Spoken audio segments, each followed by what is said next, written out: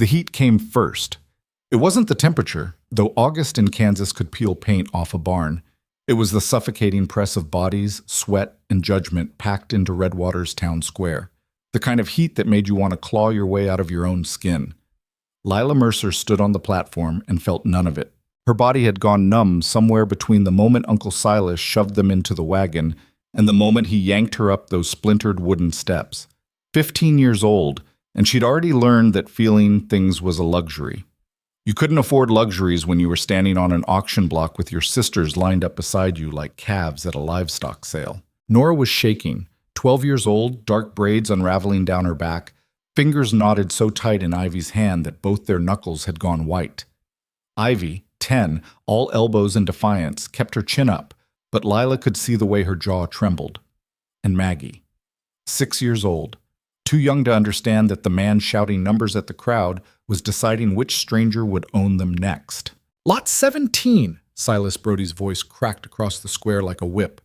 4 strong girls, healthy stock, capable hands. Stock. Like horses. Like property. Lila's stomach turned, but she didn't let it show. She'd been holding her sisters together since Mama died 2 years back, since the fever took her and left them with nothing but a leaking roof and Silas Brody's false promises. He'd smiled at the funeral, told them he'd take care of everything. He did. He gambled away their house, sold their mother's wedding ring, and when his debts finally cornered him in some back alley card game, he found one last asset to liquidate. Them. "Do I hear $50? Silas bellowed. The crowd shuffled. A few men leaned in, whispering. Most looked away. Shame was cheap in Redwater, but action cost something, and nobody wanted to pay. $50 for all 4. Silas tried again, desperation creeping into his voice. These ain't ordinary girls, raised proper, know how to work, cook, clean. They ain't cattle, Silas. The voice came from somewhere in the back. Old Tom Welker, the blacksmith. He didn't step forward, though, just muttered it loud enough to be heard. Silas ignored him. 40. 40 for the lot. Lila scanned the crowd. Faces blurred together. Storekeepers, ranch hands. The banker's wife clutching her shawl like the sight of them might be contagious. She recognized most of them, had sold them eggs, swept their porches, smiled when Mama told her to be polite. Not one of them stepped forward now. 35! Silas's voice cracked. Sweat stained his collar. He'd bet everything on this. If nobody bought them, his creditors would come for him instead. Lila almost wanted to see it happen, almost wanted to watch him dragged into the dirt. But that wouldn't save her sisters. 30! Come on, folks. That's less than $8 a head. A head. Like they were livestock. Maggie whimpered. Lila reached down and took her hand. Don't look at them, she whispered. Look at me. Maggie's eyes, wide, wet, terrified, locked onto hers. We're going to be okay, Lila lied. She didn't know if that was true. Didn't know anything except that she had to keep them calm, keep them together, because the second one of them broke, they'd all shatter. A man near the front spat tobacco juice into the dust. What happens if nobody bids, Silas? Silas's face went pale. Then they go to the state orphan asylum, split up, sent wherever there's room. Nora's breath hitched. Lila squeezed Maggie's hand tighter. The state asylum was a death sentence. Everyone knew it. Kids went in and came out hollow, if they came out at all. Disease, neglect, worse things nobody talked about. The system didn't care. It just needed bodies to fill beds and paperwork to justify funding. $25, Silas's voice broke. Jesus Christ, somebody... Oh, language, Silas. That was Reverend Calhoun, standing near the church steps. Pious as Sunday morning and just as useless. Lila wanted to scream, wanted to grab Maggie and run. But where? They had nothing. No money, no family, no... $200. The voice cut through the noise like a blade. The crowd went silent. Lila's head snapped toward the sound. A man stood at the edge of the square, half in shadow, dust coating his boots and hat brim pulled low. He didn't raise his hand, didn't step forward, just stood there, solid as a fence post, and repeated it. 200. For all 4. Silas's mouth fell open. I what? You heard me? The man's voice was flat. No emotion, no hesitation. $200. Cash. The crowd rippled. Whispers spread like wildfire. That's Caleb Rourke. Who hasn't been in town for months. What's he want with 4 girls? Lila stared at him. She couldn't see his face clearly, but she could see his hands. Rough, scarred, clenched at his sides like he was holding something back. Anger, maybe, or something worse. Silas stumbled over his words. Mr. Rourke, that's more than generous, but I gotta ask, you got a higher bid? Rourke's tone didn't change, still flat, still cold. No, sir, but then we're done. He stepped forward, and the crowd parted. Up close, Lila could see him better. Mid-30s, maybe? Weathered face, hard jaw, eyes that looked like they'd seen too much and stopped caring. He pulled a leather pouch from his coat and dropped it into Silas's shaking hands. Silas opened it. His eyes went wide. This is 200. Count it if you want. Silas didn't count it. He just stared at the money like it might bite him. Rourke turned to the girls. His gaze swept over them, Lila, Nora, Ivy, Maggie, and for a second something flickered in his expression. Not pity, not kindness. Something darker. Something that looked like recognition. Get your things, he said. Lila didn't move. We don't have things. Rourke's jaw tightened. He looked back at Silas. That true? Silas wouldn't meet his eyes. They got what they're wearing. Jesus. Rourke said it under his breath, but Lila heard it. He turned back to them. You got names? Lila. Her voice came out steadier than she expected. That's Nora, Ivy, and Maggie. He nodded once. Caleb Rourke. You're coming with me. Where? Ivy spoke up, small but sharp. Rourke didn't answer right away. He just turned and started walking toward a wagon parked at the edge of the square. Somewhere better than this. Lila looked at her sisters. Nora's face was pale. Ivy's eyes were hard. Maggie clung to Lila's skirt. They had no choice. She took Maggie's hand, and they followed. The wagon ride was silent. Rourke didn't speak, didn't look back. Just drove. The reins loose in his hands, his face a mask. The girls sat in the back, pressed together on a pile of grain sacks, watching Redwater shrink behind them. Lila kept her arm around Maggie, who'd finally stopped crying and fallen into a fitful sleep. Nora stared at the horizon, lips moving in some silent prayer. Ivy watched Rourke like she was trying to figure him out. Why'd he do it? Ivy whispered. I don't know, Lila said. $200, that's... I know. You think he's... I don't know, Ivy. But she was thinking it too. Men didn't spend that kind of money without wanting something back. And 4 orphan girls, alone on a ranch with a stranger. Her mind conjured 100 terrible possibilities, each worse than the last. She pushed them down. She had to. If she let herself think too hard, she'd fall apart, and she couldn't afford that. Not now. The landscape changed as they rode. Flat prairie gave way to rolling hills, dry grass turning to patchy green. Trees appeared, cottonwoods, scrub oak, and eventually a line of pines in the distance. Rourke slowed the wagon as they crested a hill.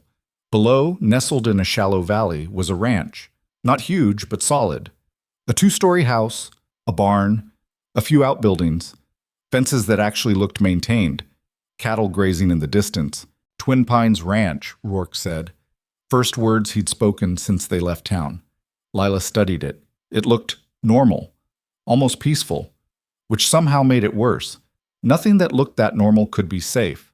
Not for them. Rourke drove the wagon up to the house and stopped. He climbed down, tied off the horses, then turned to the girls. Come on. They climbed down slowly. Maggie woke up, rubbing her eyes.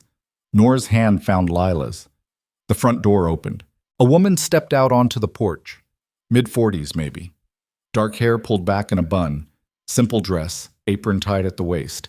She had sharp eyes and a sharper expression, like she could see right through you and wasn't impressed by what she found.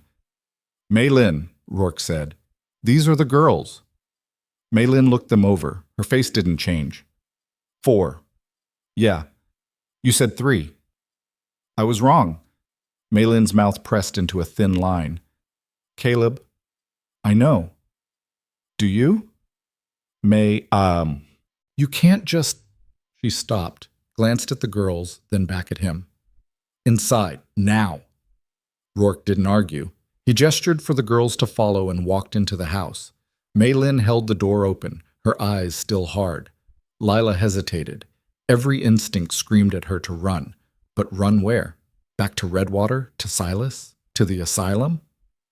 She took a breath and walked inside. The house was clean.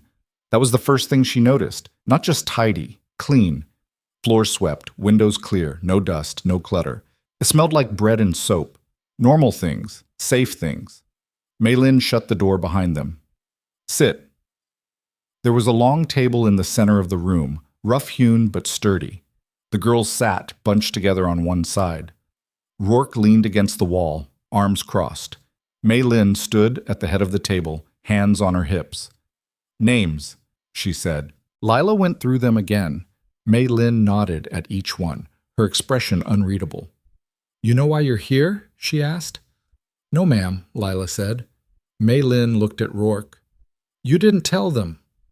Didn't know what to say. Try the truth. Rourke's jaw worked. He looked at the girls, then away. You're here because I couldn't watch it happen. Watch what? Ivy asked. Ivy shouts out what they were doing to you. His voice was low, rough. Selling you like you were nothing, like you didn't matter. We don't, Lila said. The words came out flat. Not to them. Rourke's eyes snapped to hers. For a second, she saw something raw there, something that looked like pain.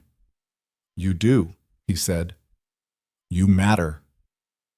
Lila didn't believe him, couldn't afford to. Mei Lin stepped in. Here's what's going to happen. You'll stay here. You'll have beds, food, clothes. You'll work. Everyone works on a ranch. But you'll also go to school. Learn to read, write, do numbers. You'll be safe. Why? Ivy's voice was sharp. What do you want from us? Mei Lin's expression softened, just a fraction. Nothing you're afraid of. People always want something, Ivy shot back. Yes, Mei Lin said. I want you to survive. I want you to grow up strong and smart and capable. I want you to have a chance. She glanced at Rourke. He does too, even if he's too stubborn to say it right. Rourke didn't respond. Maggie tugged on Lila's sleeve. Are we staying? Lila looked at her, at Nora, at Ivy, at the exhaustion in their faces, the fear, the desperate hope they were trying so hard to hide. She looked at Mei Lin, at Rourke, at the clean house, the solid walls, the faint smell of bread. Yeah, she said quietly. Great. We're staying. For now. The first night was chaos. Mei Lin showed them to a room upstairs, 1 room, 4 beds, which was more than they'd had in months. She gave them clean nightgowns, told them to wash up, and left them alone. Maggie cried herself to sleep. Nora prayed. Ivy sat on her bed, arms wrapped around her knees, staring at the wall. Lila stayed awake. She listened to the house, footsteps downstairs, low voices, Rourke and Mei Lin arguing about something. She couldn't make out the words, but the tone was clear. Mei Lin was angry. Rourke was defensive. Eventually, the voices stopped. The house went quiet. Lila got up and crept to the window. Outside, the night was clear. Stars scattered across the sky like broken glass. The barn was dark, but she could see a light in one of the outbuildings. A shadow moved past the window. Rourke. She watched him for a while. He paced, stopped, paced again. Even from a distance, she could see the tension in his shoulders. He was angry, or scared, or both. She didn't trust him, didn't trust Mei Lin, didn't trust any of this. But for tonight, they had beds, they had walls, they had something that almost looked like safety. Tomorrow, she'd figure out the rest. No, morning came too fast. Mei Lin woke them before dawn, handed them work dresses that actually fit, and led them downstairs. Breakfast was already on the table. Eggs, bread, bacon, more food than Lila had seen in weeks. Eat, Mei Lin said. You'll need it. They ate. Rourke didn't join them. Lila saw him outside through the window, working with the horses. He moved like someone who'd rather be alone. After breakfast, Mei Lin laid out the rules. Chores are divided. Lila, you'll help me in the house, cooking, cleaning, mending. Nora, you'll tend the garden and the chickens. Ivy, You'll work with the ranch hands on inventory and books. Maggie, you'll help with the animals. Ivy frowned. Books? You can do numbers, can't you? Yeah, but then you'll do books. We need someone who can keep track of supplies without losing count halfway through. Mei Lin's tone left no room for argument. Ivy's frown deepened, but she nodded. School starts next week, Mei Lin continued. There's a teacher in town who comes out twice a week. You'll attend. No exceptions. What if we don't want to? Ivy asked. Mei Lin's gaze sharpened. Then you'll do it anyway. You want to survive out here. You need to be smart. Smarter than the men who'll try to cheat you, smarter than the system that'll try to break you. Education isn't optional. Lila felt something shift in her chest. Not trust. Not yet. But respect, maybe. Mei Lin wasn't coddling them, wasn't treating them like fragile things that needed protection. She was treating them like they could be strong. Understood? Mei Lin asked. Yes, ma'am, Lila said. The others echoed her. Good. Now get to work. The days blurred together. Work, eat, sleep, repeat. Lila learned to cook on a wood stove, to scrub floors until her knuckles bled, to mend clothes with stitches so small they disappeared. Mei Lin was relentless but fair. When Lila did something right, she got a nod. When she messed up, she got corrected, not yelled at, just shown the right way. Nora found her rhythm in the garden. She had gentle hands, a way with growing things. The chickens followed her around like she was their mother. At night she started humming again, little melodies, half-remembered songs Mama used to sing. Ivy shocked everyone. She took to the ranch books like she'd been born for it. Numbers made sense to her in a way words didn't. She could look at a column of figures and spot an error in seconds. The ranch hands started coming to her with questions, and she answered them with the kind of confidence that made grown men listen. Maggie bonded with the animals, horses, cattle, even the barn cat that hissed at everyone else. She had a way of calming them. Rourke noticed, started teaching her how to handle the horses, how to read their moods. He didn't talk much, still kept his distance. But Lila watched him with Maggie, saw the way his expression softened when she laughed, and thought, maybe. Maybe he wasn't what she'd feared, but she didn't let her guard down. Ban. 3 weeks in, the teacher arrived. Miss Caroline Finch. Young, maybe 25, with wire-rimmed glasses and a no-nonsense attitude. She set up in the barn. Mei Lin had cleared out a corner and put in a table and chairs, and started lessons. Reading, writing, history, mathematics. Leela struggled with reading. The letters swam on the page, refused to hold still. But Miss Finch was patient, broke things down, went slow, didn't make her feel stupid. Nora took to it like a duck to water. She devoured books, asked questions, wrote little stories in the margins of her notebook. Ivy argued with everything. Why do we need to know about the Roman Empire? We're in Kansas. Because history repeats, Miss Finch said calmly. And if you don't know what happened before, you'll make the same mistakes. Ivy scowled, but she listened. Maggie learned her letters by tracing them in the dirt with a stick. She was slow, but determined, never gave up. Miss Finch stayed for 3 hours every Tuesday and Thursday. When she left, she always said the same thing. You're doing well. Keep going. Lila wasn't sure she believed her, but she kept going anyway. A month in, the first crack appeared. Lila was in the kitchen, peeling potatoes, when she heard shouting outside. She dropped the knife and ran to the window. Rourke and one of the ranch hands, a man named Dell, were nose to nose, voices raised. Not your call to make, Dell was saying. It is when you're on my land, Rourke shot back. You can't just, I can, and I did. You got a problem with that. Find work somewhere else. Dell spat in the dust and stormed off. Rourke stood there, fists clenched, breathing hard. Lila slipped outside. What happened? Rourke turned, and she saw the anger in his face, raw, barely controlled. Nothing, he said. Didn't sound like nothing. He didn't answer, just walked past her toward the barn. Lila followed. Mr. Rourke, don't. I said don't. He spun around, and for a second she saw it. The thing he'd been holding back, the rage, the grief, the guilt. All of it, boiling just under the surface. He looked away, took a breath. Sorry, I didn't mean. What did Dell do? Rourke's jaw worked. He said something about you girls, about why I brought you here. His voice went flat. I told him to shut up. He didn't, so I fired him. Lila's stomach twisted. What did he say? Doesn't matter. It does if... It doesn't. Rourke's voice was hard. Final. People are going to talk. Let them. Long as you're safe, I don't care what they say. He walked into the barn and shut the door behind him. Lila stood there, heart pounding. She didn't know what Dell had said, didn't want to, but she knew what it meant. The town hadn't forgotten them, and they weren't done watching. That night, Lila told her sisters what happened. Ivy's reaction was immediate. We need to leave. And go where? Lila asked. I don't know. Anywhere but here. Ivy, they're talking about us, Lila. You know what they're saying. I know. Lila's voice was steady, even though her hands were shaking. But running won't fix it. It'll just prove them right. So we stay and let them... We stay and we prove them wrong. Lila looked at each of them. We work. We learn. We show them we're not what they think we are. Nora's voice was small. What if that's not enough?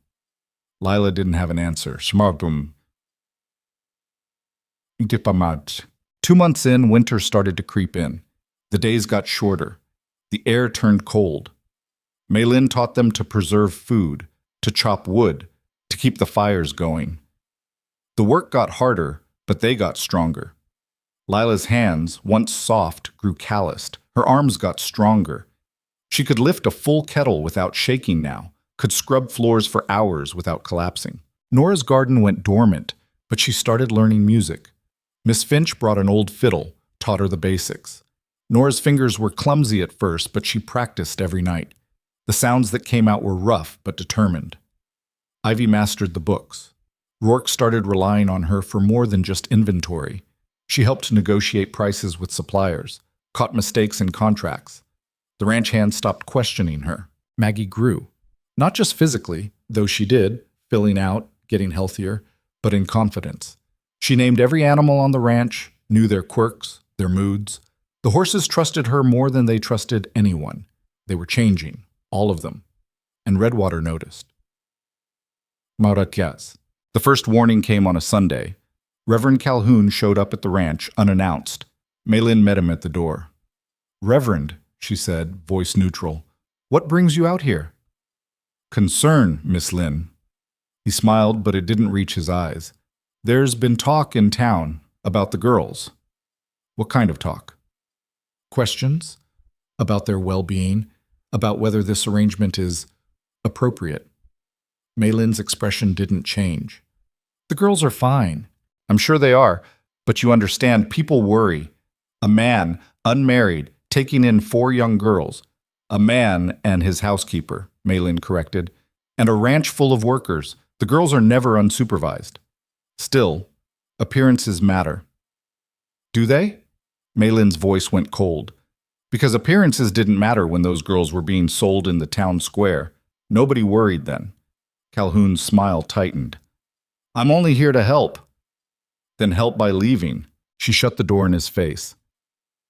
Lila, watching from the stairs, felt a flicker of something dangerous. Hope. The second warning came a week later. A man in a suit arrived. Inspector Elliot Vance from the Kansas State Board of Child Welfare.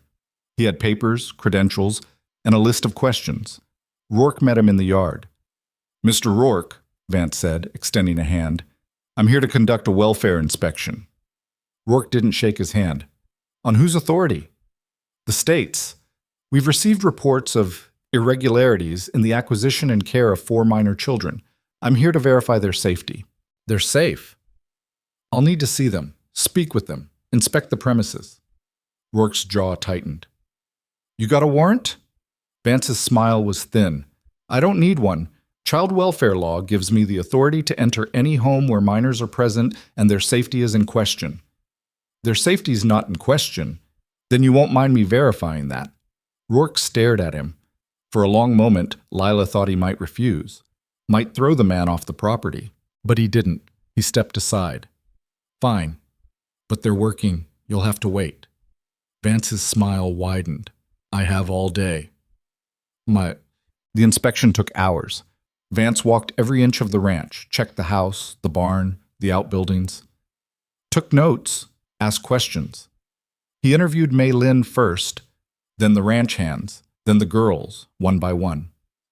When it was Lila's turn, she sat across from him in the kitchen, hands folded in her lap, trying not to shake. How old are you, Lila? Vance asked. 15. And you've been here how long? 2 months. Do you feel safe? Yes. Has anyone hurt you? No. Has Mr. Rourke ever... No. Her voice came out sharper than she intended. He's never touched us. Never said anything wrong. He just wanted to help. Vance wrote something down. And Miss Lin?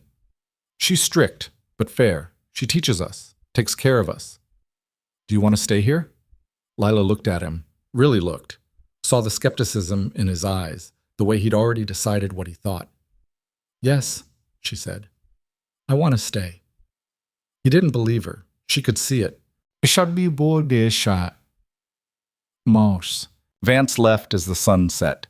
He didn't say what he'd decided, just told Rourke he'd submit his report to the state board and they'd be in touch. Rourke watched him go, hands clenched at his sides. He's going to take them, Mei Lin said quietly. No. Caleb, I won't let him. It's not up to you. It's the law. Rourke turned to her, and Lila saw the desperation in his face. Then we fight the law. With what? Money? You spent most of it buying them. Influence? You've got none. They'll come back with a court order, and there won't be anything you can do. Then we run. To where? They'll find you. And when they do, it'll be worse. Rourke's shoulders sagged. For the first time since Lila had met him, he looked defeated. Lila stepped forward. What if we fight back? They both turned to her. What if we make them prove we're not safe? She said. What if we show them we're better off here than anywhere else? How? Mei Lin asked. Lila didn't know, but she knew one thing. She wasn't going back. None of them were. We figure it out, she said. Together. That night, they gathered around the table, Rourke, Mei Lin, and the 4 girls. They're going to come for us, Lila said. Vance or someone like him. They'll say we're not safe, that this isn't legal, that we need to be in an institution. It's not legal, Ivy pointed out. The auction, it wasn't official. Silas didn't have the right to sell us. Which means Rourke doesn't have the right to keep us, Nora added quietly. So what do we do? Maggie asked. Rourke looked at Lila. You tell me. Lila took a breath. We prove them wrong. We show them we're thriving. We get testimony from people who've seen us, who know we're safe. We make it harder for them to take us than to leave us alone. And if that doesn't work, Mei Lin asked, then we fight in court. With what lawyer? What money? I don't know, Lila admitted. But we can't just give up. Rourke was quiet for a long time. Then he nodded. All right, we fight. How? Ivy asked.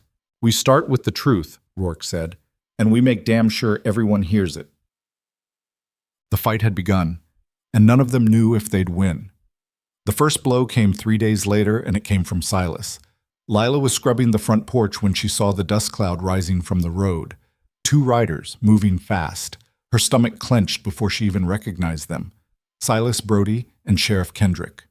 She dropped the brush and ran inside. Mr. Rourke! He was in the study, going over ledgers with Ivy. He looked up, saw her face, and was on his feet in seconds. What? Silas. And the sheriff. Rourke's expression went hard. He crossed to the window, pulled back the curtain. Get your sisters. All of you stay inside. But now, Lila. She didn't argue. She gathered Nora from the garden, Maggie from the barn, pulled them all into the kitchen where Ivy was already waiting. Mei Lin appeared from upstairs, her face tight. Lock the door after I go out, Rourke said. Caleb, do it. He walked out onto the porch, and Mei Lin bolted the door behind him. The girls crowded at the window, watching. Silas and the sheriff dismounted. Silas looked worse than Lila remembered. Thinner, eyes bloodshot, clothes rumpled. The sheriff was a heavy-set man with a badge that caught the sunlight and a face that looked like it had forgotten how to smile. "Silas," Rourke said. His voice carried through the closed window. "Didn't expect to see you again." "I bet you didn't." Silas's voice was slurred, drunk or close to it. "Thought you could just take what's mine and nobody'd care. They're not yours. You sold them. Under duress. You coerced me." Rourke's laugh was sharp, bitter. "I put money in your hand. Nobody forced you to take it."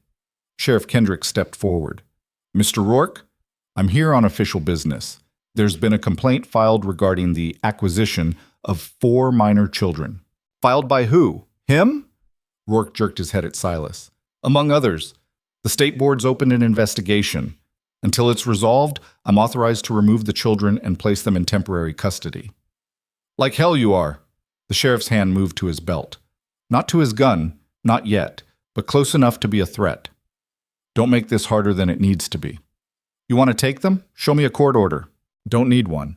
Child welfare statute gives me the authority to remove minors from unsafe conditions pending investigation." "This ain't unsafe." "That's not for you to decide." Rourke took a step forward. The sheriff's hand moved closer to his gun. Lila's breath caught in her throat. "Caleb." Maylin's voice, low and urgent, came from behind the door. She'd cracked it open. "Don't." Rourke didn't move, just stood there, fists clenched, staring down the sheriff. Silas swayed on his feet. "You got no right. Those girls are family, blood.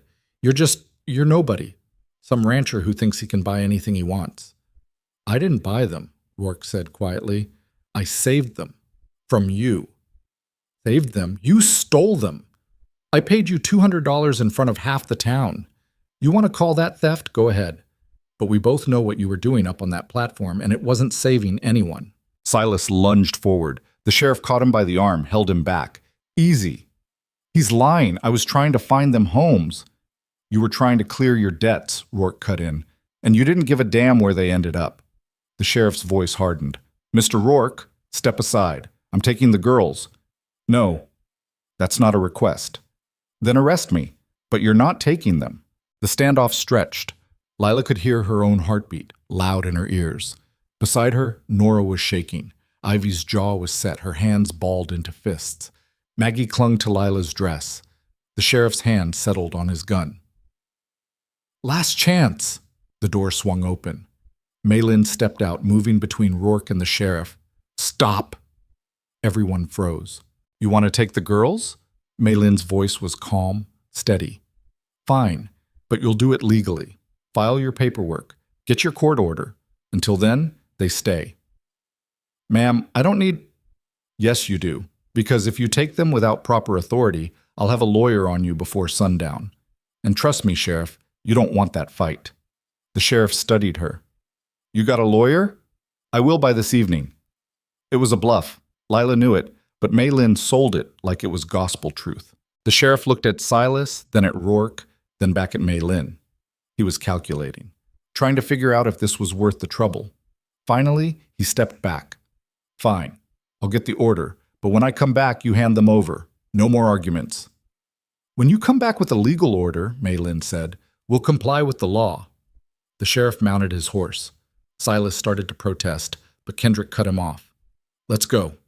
They rode off, dust rising behind them. Rourke turned to Maylin. "We don't have a lawyer." "I know. So what the hell was that?" "Buying time." She looked at him. "Which you just made harder by almost getting yourself shot."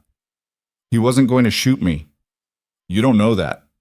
Rourke didn't argue. He just walked back inside, shoulders tight with barely controlled rage. Lila met his eyes as he passed. She wanted to say something, thank you maybe, or I'm sorry, but the words stuck in her throat. He didn't stop. Just kept walking, out through the kitchen, out the back door, toward the barn. Maylin watched him go. Then she turned to the girls. "Pack your things." Nora's face went pale. "We're leaving?" "Not yet. But when they come back, they'll come fast. I want you ready." "Ready for what?" Ivy asked. "I don't know yet." Maylin's voice was hard. "But we're not going down without a fight." That night, Rourke didn't come to dinner. Maylin served stew in silence. The girls ate without tasting it. The house felt smaller, like the walls were closing in. After the dishes were cleared, Lila went looking for him. She found him in the barn, sitting on a hay bale, a half-empty bottle beside him. He didn't look up when she came in. "You shouldn't be out here," he said. "Neither should you." He took a drink. "Go back inside, Lila." She didn't. She sat down on the bale across from him. "What happens when they come back?" "I don't know." "You're lying." He looked at her then. His eyes were red-rimmed, tired. "Yeah, I am." "So what happens?" Rourke set the bottle down. "They'll take you, all of you, put you in the state home until they figure out what to do with you. Might keep you together, might not. Depends on how full the system is." Lila's chest tightened. "And you can't stop them." "Not legally. No." "What about illegally?" His mouth twisted into something that wasn't quite a smile. "You asking me to run?" "I'm asking what you're willing to do." Rourke was quiet for a long time. Then he leaned forward, elbows on his knees. "You know why I bought you?" Lila shook her head. "I had a sister, Claire. She was—" He stopped, swallowed hard. "She was 8 when our folks died. I was 16. We didn't have family, so the county took her, put her in an orphanage downstate." Lila's stomach dropped. "I tried to get her back, worked every job I could find, saved every penny. Took me 2 years. By the time I had enough to fight for custody, she was dead. Pneumonia, they said. But I saw the records. She wasn't sick. She was neglected, starved, beaten." His voice broke on the last word. "I was too late," he said. "I couldn't save her, so when I saw you up on that platform, saw what they were doing..." He looked at her, and there were tears in his eyes. "I couldn't let it happen again." Lila's throat closed up. She wanted to say something, but she didn't know what. "I'm not a good man, Lila," Rourke said quietly. "I'm angry. I'm broken. I drink too much, and I don't know how to be what you need. But I swear to you, I won't let them take you. Not without a fight. Even if it costs you everything." "I don't have anything left to lose." Lila stood, crossed the distance between them. And she did something she hadn't done since her mother died. She hugged him. Rourke went rigid. For a second, she thought he'd push her away. But then his arms came up, awkward and uncertain, and he held her like she was the only thing keeping him from falling apart. "We'll fight," she whispered. "All of us. Together." He nodded against her hair. And for the first time since the auction, Lila let herself believe they might actually win. Mei Lin found the lawyer 2 days later. His name was Abraham Fletcher, and he was old, 70 if he was a day, with white hair, wire-rimmed spectacles, and a cane he didn't really need but carried anyway. He'd retired from practice 5 years back, but Mei Lin tracked him down in a boarding house in Wichita and convinced him to take the case. "I don't do charity work," Fletcher said when he arrived at the ranch. "I'm not asking for charity," Mei Lin replied. "I'm asking for justice, and I'll pay your fee." "With what money?" "That's my concern." Fletcher studied her, then Rourke, then the girls lined up in the kitchen. His eyes lingered on Lila. "You're the oldest?" "Yes, sir." "You understand what's happening here. They want to take us away. We don't want to go. It's not about what you want. It's about what's legal." "Then make it legal," Lila said. Fletcher's eyebrows went up. "You think it's that simple?" "No, sir. But I think you're smart enough to figure it out." A smile ghosted across his face. "Flattery won't get you far, girl." "It got you here, didn't it?" Fletcher laughed, a dry, rasping sound. "All right, let's talk." They gathered around the table. Fletcher pulled out a notebook, started asking questions. "The auction? Was it official?" "No," Rourke said. "Silas didn't have legal authority to sell them." "Which means you don't have legal authority to keep them. Guardianship requires court approval, and you didn't go through proper channels." "I didn't have time. They were going to be split up, sent to—" "I know what they were going to do," Fletcher cut in. "But intentions don't matter. The law does. And right now, the law's not on your side." "So what do we do?" Mei Lin asked. Fletcher tapped his pen against the notebook. "We petition for formal guardianship. Emergency hearing, argue that the girls are better off here than in state custody. But we'll need evidence." "What kind of evidence?" "Testimony. From people who've seen the girls, who can speak to their well-being. Teachers, neighbors, ranch hands. We need to prove this isn't just some..."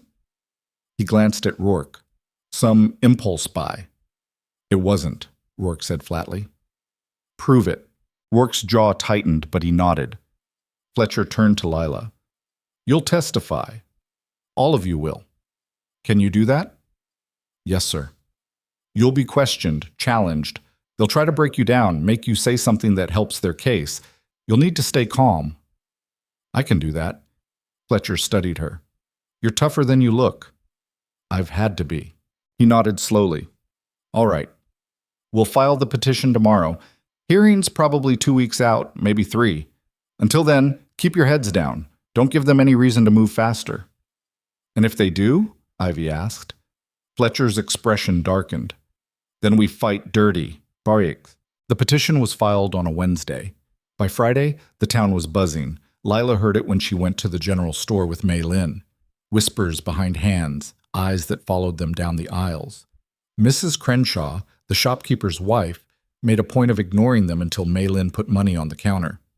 Heard about the hearing, Mrs. Crenshaw said as she counted out change. Mei Lin didn't respond. Folks are talking, saying Rourke's got no business raising girls, saying it's not proper. Folks should mind their business, Mei Lin said evenly. It is our business when it's happening in our town. Mei Lin picked up the bag of supplies. Then maybe your town should have cared when those girls were being sold like livestock. Funny how morality only shows up when it's convenient. She walked out. Lila followed, heart pounding. Outside, Mei Lin stopped, took a breath. You all right? Yeah. Lila's voice was steadier than she felt. Are you? Mei Lin's smile was thin. I've dealt with worse. What could be worse than this? You don't want to know. They loaded the supplies into the wagon and rode home in silence. But Lila couldn't shake the weight of those stares, those whispers. The town had made up its mind, and it wasn't on their side, Mshomet. Maatu. Miss Finch was the first to offer testimony. She came to the ranch on a Tuesday, sat down with Fletcher, and laid out everything she'd observed. The girls' progress in reading, writing, arithmetic, their attentiveness, their hunger to learn, the way they'd gone from hollow-eyed and frightened to engaged and curious. They're thriving, she said. I've taught in 3 different schools and worked with dozens of orphans. These girls are better off than any I've seen in institutional care. Fletcher wrote it all down. You willing to say that under oath? Absolutely. Next came Doc Brennan, the ranch veterinarian who sometimes patched up the workers. He'd examined the girls at Mei Lin's request, documented their health. When they arrived, they were malnourished, underweight, signs of prolonged stress and neglect. Now? He shook his head. They're healthy, strong. I've seen kids come out of the state homes. They don't look like this. Then the ranch hands. 3 of them agreed to testify, men who'd watched the girls work, seen how they'd changed. They're good kids, one said. Work hard. Don't complain. Rourke's strict, but fair. Mei Lin don't take no nonsense. It's a good setup. Fletcher built the case piece by piece, testimony by testimony. But Lila could see the worry in his eyes. It's not enough, she said one evening after he'd left. Rourke looked up from the ledger he'd been pretending to read. What? The testimony. It's not enough. They'll say it's biased, that we're all just protecting ourselves. So what do you want to do? Lila looked at her sisters. Nora was practicing fiddle in the corner, soft and hesitant. Ivy was bent over a column of numbers, muttering to herself. Maggie was asleep on the couch, curled up with the barn cat. We tell the truth, Lila said. All of it. Not just the good parts. The bad, too. What it was like before. What it's like now. We make them see us. They won't want to see you, Mei Lin said quietly. People don't like seeing things that make them uncomfortable. Then we make them uncomfortable. Rourke's mouth twitched. You sure about this? No, but I don't know what else to do. He nodded slowly. All right, we do it your way. The hearing was set for November 15th. They had 10 days to prepare. Fletcher drilled them on what to expect. The questions they'd face, the traps they'd need to avoid.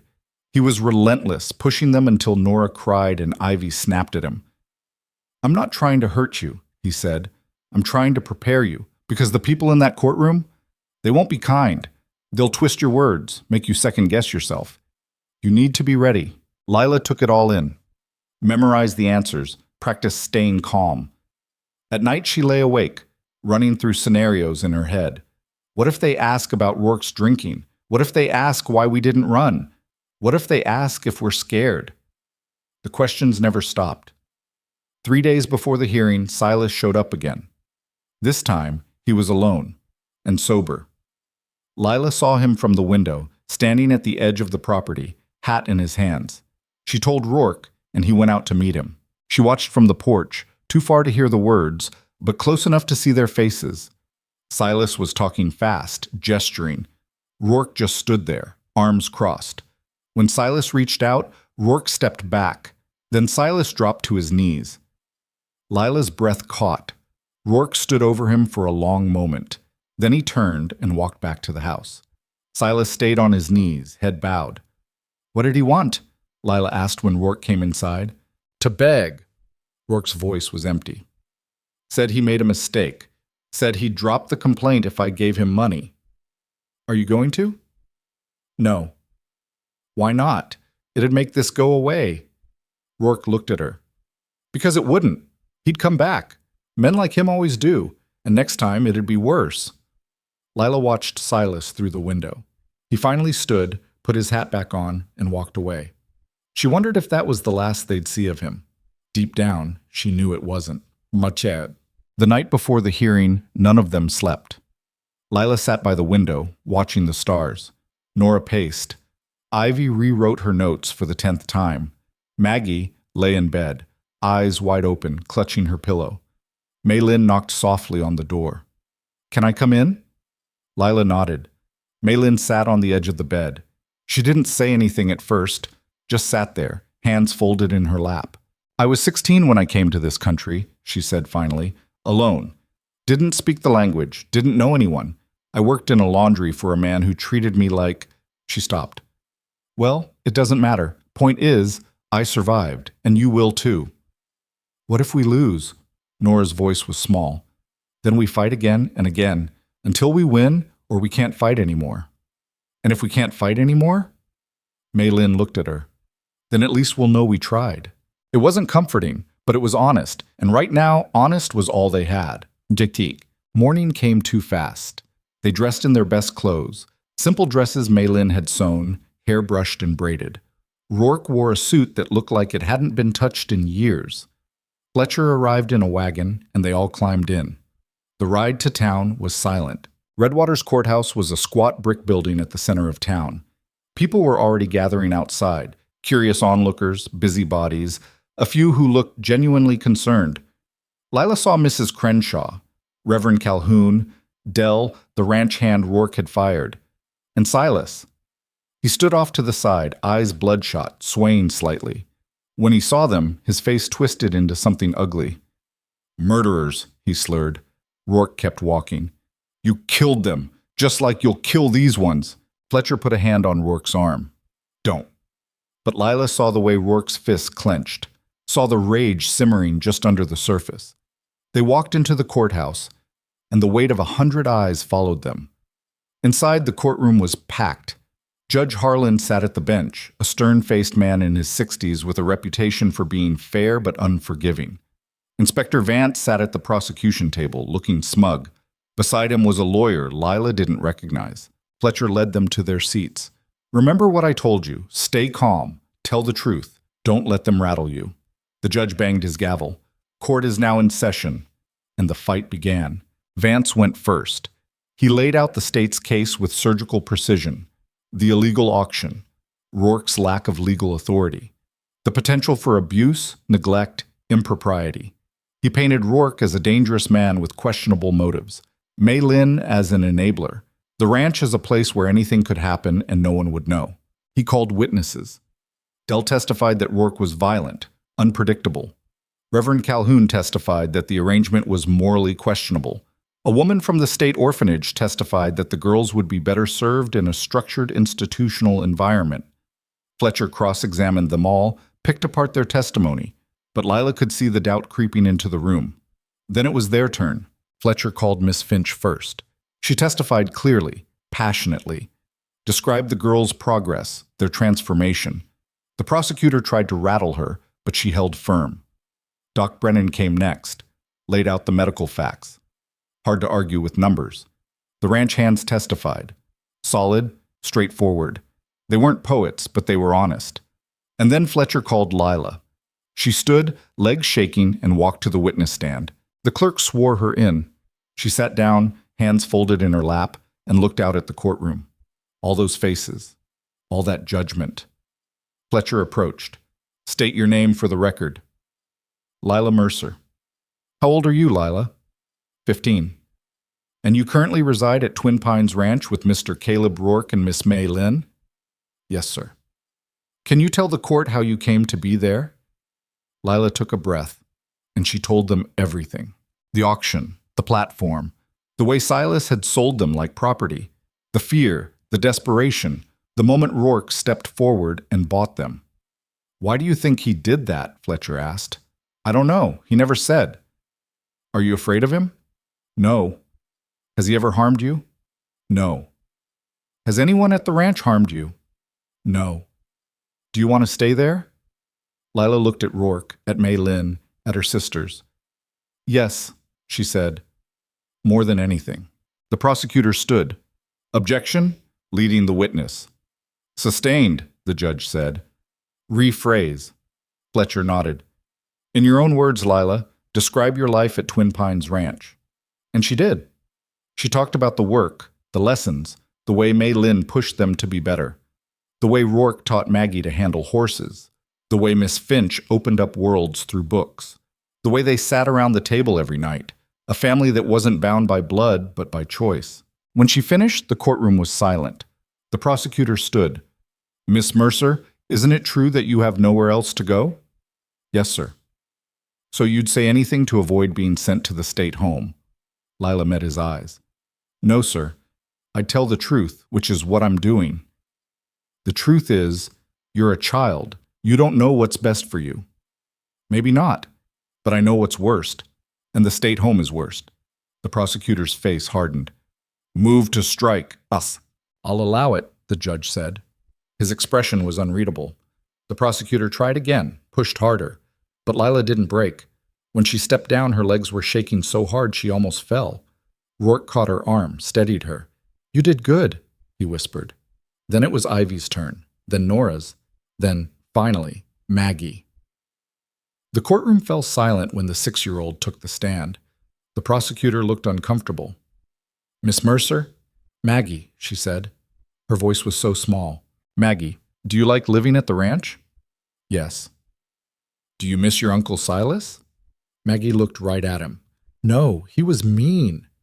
Mean how? He yelled, and he didn't feed us enough, and he smelled bad. A ripple of laughter went through the courtroom. The judge banged his gavel. Do you feel safe at the ranch? The prosecutor asked. Yes. Even though Mr. Rourke is a stranger? He's not a stranger anymore. He's Caleb. The simplicity of it cut through the room like a knife. The prosecutor sat down. He had nothing left. Fletcher called Rourke last. Rourke took the stand, and Lila could see how much he hated it. Hated being looked at, judged, questioned. Fletcher walked him through the basics, the auction, the decision, the money. Why did you do it? Fletcher asked. Rourke's jaw worked. Because nobody else would. That's not an answer. It's the only one I've got. Fletcher waited. Rourke exhaled slowly. I had a sister. The system failed her. I couldn't save her, but I could save them. Even if it cost you everything? I don't have anything worth keeping if I can't live with myself. The prosecutor stood for cross-examination. He tried to paint Rourke as impulsive, reckless, dangerous. Rourke didn't flinch. When it was over, the judge called for closing arguments. Fletcher went last. He kept it simple. These girls aren't numbers in a ledger. They're not cases to be filed away. They're children who deserve a chance, and they've found that chance at Twin Pines Ranch. Don't take it from them. The judge banged his gavel. I'll issue my ruling in 3 days. And just like that, it was over. They walked out into the cold November air, and nobody spoke. Because they all knew the truth. 3 days could change everything. The 3 days stretched into an eternity. Back at the ranch, they tried to maintain normalcy. Chores got done, meals were cooked, lessons continued. But the tension sat in every room like a fifth person at the table, unwanted and impossible to ignore. Lila caught herself watching the road constantly, waiting for someone to appear with news. Good or bad, she didn't know which would be worse, the uncertainty or the finality. On the second night, she found Rourke in the barn again. This time, he wasn't drinking, just sitting in the dark, staring at nothing. "Can't sleep either?" she asked. He shook his head. She sat down beside him. For a while, neither of them spoke. "What happens if we lose?" she asked finally. "Fletcher files an appeal. We fight it. And if that doesn't work?" Rourke's silence was answer enough. "I won't let them separate us," Lila said. Her voice was harder than she intended. "I don't care what the judge says. We'll run if we have to." "Where?" "I don't know. West. Canada. Somewhere they can't find us." "They'd find you. System's bigger than you think." "Then we keep running." Rourke looked at her. "That's no life, Lila." "It's better than the alternative." He didn't argue with that. "I keep thinking about what you said," Lila continued. "About your sister. About being too late." She swallowed hard. "You weren't too late for us." Rourke's throat worked. He looked away. "I mean it," she said. "Whatever happens, you saved us. You gave us a chance. That matters." "Not if they take it away." "They can't take away what we've already had. These months, they're ours. Nobody can change that." Rourke's hands clenched into fists. "I should have done things differently. Gone through proper channels, hired a lawyer from the start. There wasn't time. You did what you had to do." "Yeah, and now we're here. We're here because you fought for us. That counts for something." He didn't look convinced, but he nodded. They sat in silence until the cold drove them back inside. The morning of the third day came with frost on the ground and a sky the color of old iron. Fletcher arrived just after dawn, face grim. "Judge issued his ruling," he said without preamble. "We need to be in court at 10. "What did he say?" Maylin asked. "He wants to deliver it in person." That could mean anything. Or nothing. Lila felt her stomach twist. They made the trip to town in silence again. The courthouse was less crowded this time, just the key players and a handful of spectators who'd stuck around for the conclusion. Silas was there, looking worse than before. His eyes tracked them as they entered, but he didn't speak. Inspector Vance sat at his table, expression neutral. The state's lawyer was shuffling papers, looking confident. They took their seats. The clerk called the court to order. Judge Harlan entered and everyone rose. "Be seated," he said. The room settled. Lila could hear her own heartbeat. Harlan looked over his notes for what felt like an hour. Then he removed his glasses and looked directly at them. "This case has presented unique challenges," he began. "The law is clear on certain matters. Guardianship requires proper legal authorization, which Mr. Rourke did not obtain. The auction in question was not sanctioned by any legitimate authority, rendering the transaction legally void." Lila's chest constricted. "However," Harlan continued, and the word hung in the air like a lifeline, "the law also requires me to consider the best interests of the children involved. I've reviewed the testimony extensively. I've examined the evidence, and I've had to weigh the letter of the law against its spirit." He paused. "The state argues that these girls should be placed in institutional care pending proper placement. The defense argues they're better served remaining where they are. Both sides have valid points." "Get to it," Lila thought. "Just tell us." "After careful consideration," Harlan said, "I'm ruling in favor of the petitioners." The courtroom erupted. Vance shot to his feet. "Your Honor!" Harlan banged his gavel. "I'm not finished." The room fell silent. "Mr. Rourke, Miss Lynn, you'll be granted temporary guardianship for a period of 6 months, during which time the state will conduct regular inspections to ensure the children's welfare. At the end of that period, we'll reconvene to determine if permanent guardianship is warranted." He looked at Vance. "Inspector, your concerns are noted and will be addressed through the inspection process. But I will not remove these children from a home where they are demonstrably thriving simply to satisfy procedural formality." Vance's face went red. "This sets a dangerous precedent. This sets a precedent that children's welfare comes before bureaucratic convenience," Harlan cut in. "If you have an issue with my ruling, file an appeal." He banged the gavel. "Court is adjourned." For a moment, nobody moved. Then Maggie whispered, Does that mean we can stay? Yes, Fletcher said, and his voice was thick. It means you can stay. Nora burst into tears. Ivy sagged against the table. Lila felt like her legs might give out. Rourke sat perfectly still, like he didn't trust it to be real. Mei Lin put a hand on his shoulder. Caleb? He looked up at her, and Lila saw the moment the tension broke. His eyes went wet, his jaw trembled, and for the first time since she'd met him, Caleb Rourke looked like a man who'd been given a second chance and didn't know what to do with it. Outside, the crowd had mixed reactions. Some looked pleased, others looked disgusted. Silas stood on the courthouse steps, swaying, and when Rourke walked past him, he lunged. "This ain't over," he screamed. "You hear me? This ain't over." Sheriff Kendrick grabbed him, pulled him back. "That's enough, Silas. He stole them. He stole what's mine." "They were never yours," Lila said. Her voice cut through the noise. Silas turned to look at her, and she stared him down.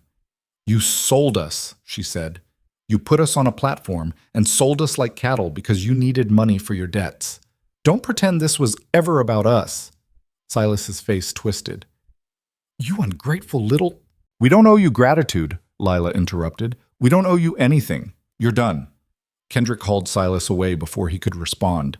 The crowd parted as Rourke led the girls to the wagon. Fletcher caught up with them before they could leave. "This is just the beginning," he said quietly. "Vance will appeal. The state doesn't like losing." "Let them appeal," Rourke said. "We'll fight again." Fletcher nodded. "I'll prepare the paperwork for permanent guardianship. In the meantime, keep everything clean. No mistakes. They'll be watching." "They can watch all they want." Fletcher smiled faintly. "You did good, Rourke, all of you." The ride home was different this time, lighter. The girls chattered, their voices overlapping as the reality sank in. Nora laughed. Actually laughed, for the first time in weeks. Ivy peppered Fletcher with questions about legal procedure until he begged for mercy. Maggie fell asleep against Lila's shoulder, a smile on her face. Lila looked at Rourke. He was staring straight ahead, but she could see the tightness in his shoulders had eased. "Thank you," she said. He glanced at her. "For what?" "For not giving up." "Wasn't gonna." "I know, but still." He didn't respond, but the corner of his mouth twitched, almost a smile. When they reached the ranch, Mei Lin had dinner waiting. She'd cooked a feast, roasted chicken, potatoes, vegetables from Nora's garden, fresh bread. It was more food than they'd seen at one meal since arriving. "You knew," Lila said. Mei Lin's expression was carefully neutral. "I was optimistic." They ate until they were stuffed, and for the first time in months, the conversation wasn't weighed down by fear. They talked about plans for the winter, about expanding the garden in spring, about whether they should get another horse, normal things, future things, things people talked about when they believed tomorrow would come. After dinner, Nora picked up her fiddle. She'd been practicing in secret, not wanting anyone to hear until she got better. But tonight, she played. The melody was simple, halting in places, but it was the most beautiful sound Lila had ever heard. When Nora finished, her cheeks were flushed. "That was terrible." "Play it again," Rourke said. She did, and this time it was a little less terrible. By the time they went to bed, Lila felt something she hadn't felt in years. Hope. But hope, she was learning, was a fragile thing, and it didn't take much to shatter it. The first inspection came a week later. Inspector Vance arrived unannounced, as was his right under the judge's order. He brought a clerk with him, a pinched-faced woman named Mrs. Holloway, who wrote down everything in a little notebook. They went through the house room by room, checked the beds, the food stores, the clothing, interviewed the girls separately, asking the same questions over and over, looking for inconsistencies. Lila answered calmly, mechanically. Yes, she felt safe. No, she'd never been mistreated. Yes, she was getting an education. Vance wasn't satisfied. "You understand you're allowed to tell the truth, Miss Mercer. If something's wrong, you can say so." "Nothing's wrong." "You're very defensive." "I'm very tired of being questioned." His eyes narrowed. "Careful, girl. That attitude won't serve you well." "Neither will lying, and I'm not." He made a note, moved on to Nora. The inspection lasted 3 hours. When they finally left, Vance looked disappointed. "We'll be back next month," he said. "Make sure everything stays this clean." Rourke watched them go, jaw tight. "He wants us to fail." Then we won't, Maylin said simply. But the inspections became a constant shadow, every month, like clockwork. Sometimes Vance came, sometimes it was other inspectors, always looking for something wrong. They found minor things. A loose board on the porch. Ivy's schoolwork not organized properly. Once, they complained that Maggie's room was too messy. Fletcher fought each complaint, but it wore on them. They're building a case, he told Rourke after the fourth inspection. Looking for a pattern of negligence, even if they have to manufacture it. What do we do? Be perfect, which I know isn't fair, but it's what we've got. So they tried. The ranch became a showcase. Everything in its place, everyone on their best behavior. It was exhausting. Lila saw the toll it took on her sisters. Nora stopped playing fiddle as much, afraid the noise would be seen as disruptive. Ivy obsessed over every detail of her schoolwork. Maggie became quiet, careful, like she was walking on glass. This isn't living, Lila said to Rourke one night. This is performing. I know. It's not sustainable. I know that too. So what do we do? Rourke didn't have an answer. The breaking point came 3 months in. It was February, the dead of winter. Snow had fallen hard, and the ranch was buried under 2 feet of white. The girls were helping clear paths when a rider appeared. Not Vance. Someone else. The man was young, maybe 30, with a camera slung around his neck and a notebook in his hand. He introduced himself as Thomas Kearney, a reporter from the Kansas City Star. "I've been following your case," he said. "Mind if I ask a few questions?" Rourke's expression darkened. "Yeah, I mind. The public has a right to know. The public doesn't have a right to anything that happens on my property. Get out!" Kearney didn't move. "Mr. Rourke, your story could help other children in similar situations. Don't you want— I want you gone. Now." Kearney pulled out a card, held it out. "If you change your mind." Rourke didn't take it. The reporter left, but the damage was done. 2 days later, the story ran. The headline read, "Kansas Ranchers' Controversial Guardianship Sparks Debate on Child Welfare Reform." The article was surprisingly balanced, but it drew attention. Letters poured into the courthouse, some supporting Rourke, others calling him everything from a saint to a predator. The case became a lightning rod for every opinion about orphans, guardianship, and state authority. Fletcher called an emergency meeting. "This changes things. Public pressure can work both ways. It might push the judge toward permanent guardianship, or it might force him to rule against you to avoid appearing biased." "So we're damned either way," Rourke said. "Not necessarily, but we need to be strategic." "How?" Fletcher leaned forward. "We make this about more than just you. We show that the system itself is broken, that what happened to these girls happens to hundreds of others. We turn this into a referendum on child welfare." "That's a hell of a risk," Maylin said. "Everything about this case has been a risk." Rourke looked at Lila. "What do you think?" She was surprised he was asking. "I think people need to know, not just about us, but about all the kids like us. If our story can change something, it could also blow up in our faces," Ivy interrupted. "It could," Lila agreed, "but it could also matter." Rourke was silent for a long moment. Then he nodded. "All right, we do it." Fletcher started building a broader case. He contacted other families who'd fought the system, documented failures in the state orphanage network, gathered statistics on child mortality, abuse, and neglect in institutional care. Ivy helped, her gift for numbers proving invaluable. She compiled data that was damning. Children in state custody were 3 times more likely to die before age 18 than those in private homes. Abuse went unreported, underfunded facilities cut corners, and the system prioritized paperwork over people. The evidence was overwhelming and horrifying. "How does this happen?" Nora asked one night, looking at the numbers. "How do people let this happen?" "Because it's easier to look away," Maylin said quietly. "Because these kids don't have anyone to fight for them." "We have to show them," Lila said. "All of it." They prepared for the final hearing, scheduled for late April. 6 months from the temporary ruling. This would be the decision that determined everything. But 2 weeks before the hearing, everything went wrong. Maggie got sick. It started as a cough. Nothing serious, they thought. But it worsened fast. Fever spiked. She couldn't keep food down. Doc Brennan came out, examined her. His face went pale. "Scarlet fever," he said. The words hit like a gunshot. How bad? Rourke asked. Bad. She needs to be in bed, kept warm. I'll bring medicine, but... He looked at them. She's young, and it's dangerous. They set up a sick room, took shifts watching her.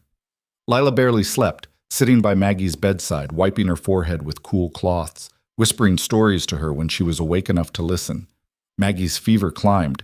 She started hallucinating, calling for her mother, crying about things that didn't make sense. On the third night, her breathing got shallow. Lila ran for Rourke. Something's wrong. He came immediately, took one look at Maggie, and sent for the doctor again. Brennan worked through the night. At one point, he pulled Rourke aside. Lila couldn't hear what he said, but she saw Rourke's face go white. No, Rourke said. Do whatever it takes. Brennan went back to work. The night stretched into dawn. Maggie's fever finally broke around 6 in the morning, and she fell into a real sleep instead of the fitful, feverish half-consciousness she'd been trapped in. Brennan sat back, exhausted. She'll live. But it was close. Lila felt her legs give out. Nora caught her. She's okay, Nora whispered. She's okay. But the damage was done. News of Maggie's illness spread, and Inspector Vance pounced. He showed up the next day, Mrs. Holloway in tow. We've received reports of inadequate medical care. She's being treated by a doctor, Maylin said, a veterinarian, who's also trained in human medicine and has saved more lives in this county than anyone at the state hospital. Vance made a note. The child's illness raises questions about the safety of this environment. She got sick, Rourke said flatly. Kids get sick. Not when they're properly cared for. That's not how disease works, and you know it. Vance's smile was thin. I'll be recommending immediate removal pending the final hearing. Like hell you will. Mr. Rourke, I have the authority... Oh, hey. Your authority ends where my property begins. You want to take them? Come back with the sheriff and a court order. Vance's eyes went cold. You're making a mistake. Wouldn't be my first. After Vance left, Fletcher arrived. He'd heard about the inspection. He's going to file an emergency motion, Fletcher said. Argue that Maggie's illness proves you can't care for them. That's insane. That's the system. We need to respond fast. I'll file a counter motion, bring in Doc Brennan to testify that the care was appropriate, that kids get sick regardless of their environment. But Rourke, he paused. This might tip the scales. The judge was already on the fence. This gives him a reason to rule against us. Rourke slammed his fist on the table. So what? We just accept it? No, we fight harder. The counter motion was filed the next day. The judge scheduled an emergency hearing for the following week, a full week before the final ruling. Maggie was still recovering, too weak to testify. Lila watched her sleep and felt rage building in her chest. They were using a sick child as ammunition, twisting her illness into evidence of neglect, when the truth was that Rourke and Maylin had done everything right. The system didn't care about truth. It cared about control. The emergency hearing was brief and brutal. Vance argued that Maggie's illness demonstrated a pattern of insufficient oversight. He brought in a doctor from the state hospital who testified that scarlet fever was preventable with proper hygiene and care. Doc Brennan countered, explaining that scarlet fever wasn't about hygiene, that it spread regardless, that Maggie had received excellent care and that's why she survived. The state doctor condescended to him. With all due respect, you're not board certified. With all due respect, Brennan shot back, I've treated more cases of scarlet fever in the last year than you've seen in your entire career, and every single one of my patients survived. The judge called for order. Fletcher called Lila to testify about Maggie's care. She described the night watches, the medicine, the way Rourke stayed up for 48 hours straight, making sure Maggie had everything she needed. Does that sound like neglect to you? Fletcher asked the room. Vance objected. The judge sustained it. When it was over, Judge Harlan looked exhausted. I'll issue a ruling by end of day. They waited in the hallway. Hours passed. Finally, the clerk emerged. Judge wants to see you in chambers. They filed in. Harlan sat behind his desk, looking older than he had a week ago. I've reviewed the evidence, he said, and I'm denying the state's motion for immediate removal. Lila's breath came out in a rush. However, Harlan continued, I'm moving the final hearing up. 2 days from now, we're going to settle this once and for all. 2 days. They had 2 days to prepare for the fight of their lives. and they were already exhausted. 2 days wasn't enough time to prepare for anything, let alone a hearing that would decide the rest of their lives. Fletcher worked through the night, assembling final arguments, coordinating witnesses, building the case that would either save them or condemn them. Lila helped where she could, but mostly she watched the clock tick forward with the certainty of an executioner's axe. Maggie was still weak. Too weak to travel to court, Brennan said. She needed rest, not the stress of a courtroom battle. Then we go without her, Rourke said. They'll use her absence against us, Fletcher warned. Say we're hiding her, that she's worse off than we're letting on. What choice do we have? Fletcher didn't answer. The night before the hearing, Lila couldn't sleep. She found herself in Maggie's room, watching her sister's chest rise and fall in the lamplight. The fever had left her pale, hollowed out, but alive. That had to count for something. Lila? Maggie's voice was barely a whisper. I'm here. Are they going to take us away? Lila's throat closed. She wanted to lie, to tell Maggie everything would be fine, but she'd promised herself she wouldn't lie to her sisters, not about the things that mattered. I don't know, she said finally, but we're fighting, all of us. Maggie's hand found hers. I don't want to go. I know. Will you stay with me? No matter what? Lila squeezed her hand. No matter what. Maggie fell back asleep, but Lila stayed there until dawn broke over the prairie, painting everything in shades of gold that felt too beautiful for what was coming. The courtroom was packed when they arrived. More people than before. Word had spread, the newspaper article drawing spectators like moths to flame. Lila recognized some faces from town. Others were strangers, people who'd traveled just to witness what had become something bigger than 4 orphan girls and a rancher who couldn't let go. Thomas Kearney, the reporter, sat in the back row with his notebook. When he saw them enter, he nodded. Lila couldn't tell if it was sympathetic or just professional. Silas was there too, but he looked different, sober for once. Someone had cleaned him up, put him in a decent suit. Lila's stomach turned. This was strategy. The state was propping him up, making him presentable so his testimony would carry weight. Judge Harlan entered, and the room rose. He looked tired, like the weight of this decision had stolen his sleep the same way it had stolen theirs. Be seated, he said. We're here to determine permanent guardianship of Lila, Nora, Ivy, and Maggie Mercer. Both sides have presented extensive evidence over the past 6 months. Today, we conclude this matter. He looked at the prosecution table. Inspector Vance, you may proceed. Vance stood, and Lila could see the confidence in his posture. He thought he'd won already. Your Honor, the state's position is simple. While Mr. Rourke's intentions may have been noble, the law exists for a reason. Guardianship cannot be obtained through an illegal auction. The children's recent health crisis demonstrates the inadequacy of care in an unsupervised private home. We believe they would be better served in state custody, where proper oversight, medical care, and educational opportunities can be guaranteed. He called his first witness, a woman named Mrs. Adelaide Pritchard, director of the Kansas State Children's Home in Topeka. She was exactly what Lila expected.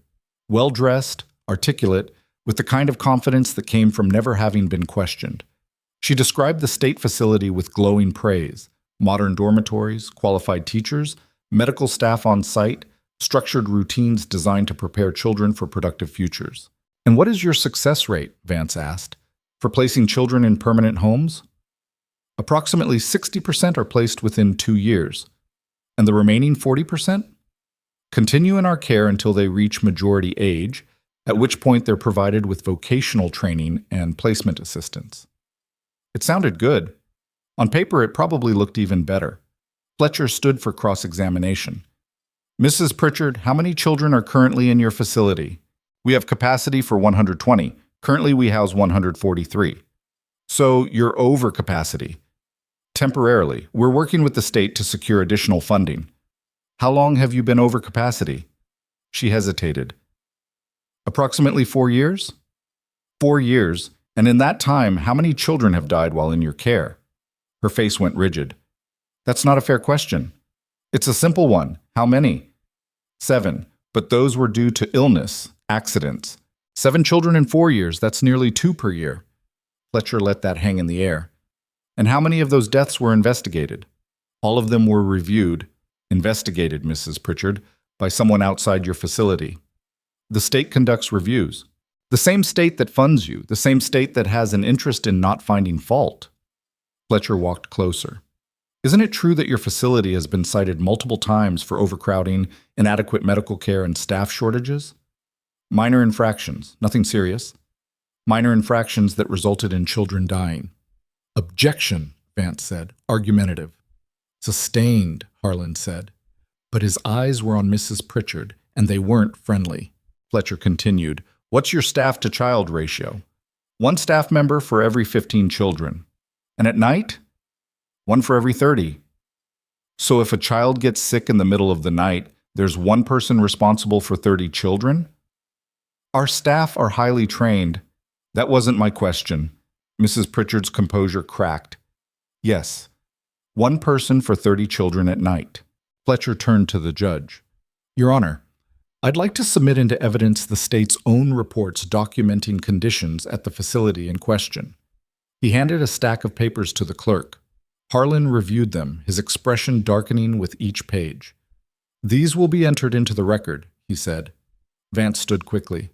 Your Honor, those reports are taken out of context. I'll decide what's in context, Inspector. Continue, Mr. Fletcher. Fletcher looked at Mrs. Pritchard. One more question.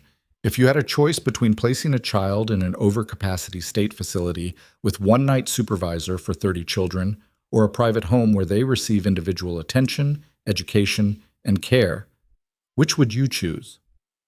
That's a false equivalency. Answer the question. She looked at Vance, at the judge, at the packed courtroom. The private home, she said quietly. Thank you. No further questions. Vance scrambled to redirect, but the damage was done. When Mrs. Pritchard stepped down, she wouldn't meet anyone's eyes. The state called 2 more witnesses, a social worker who'd never actually visited the ranch, and a child psychologist who argued that institutional care provided better socialization. Fletcher dismantled both of them with the same surgical precision. Then Vance called Silas. The courtroom tensed. Silas walked to the stand with careful steps, like he was afraid of tripping. He was sworn in, sat down, folded his hands. He looked nothing like the drunk who'd tried to attack Rourke on the courthouse steps. This version of Silas was composed, remorseful, almost sympathetic. It made Lila's skin crawl.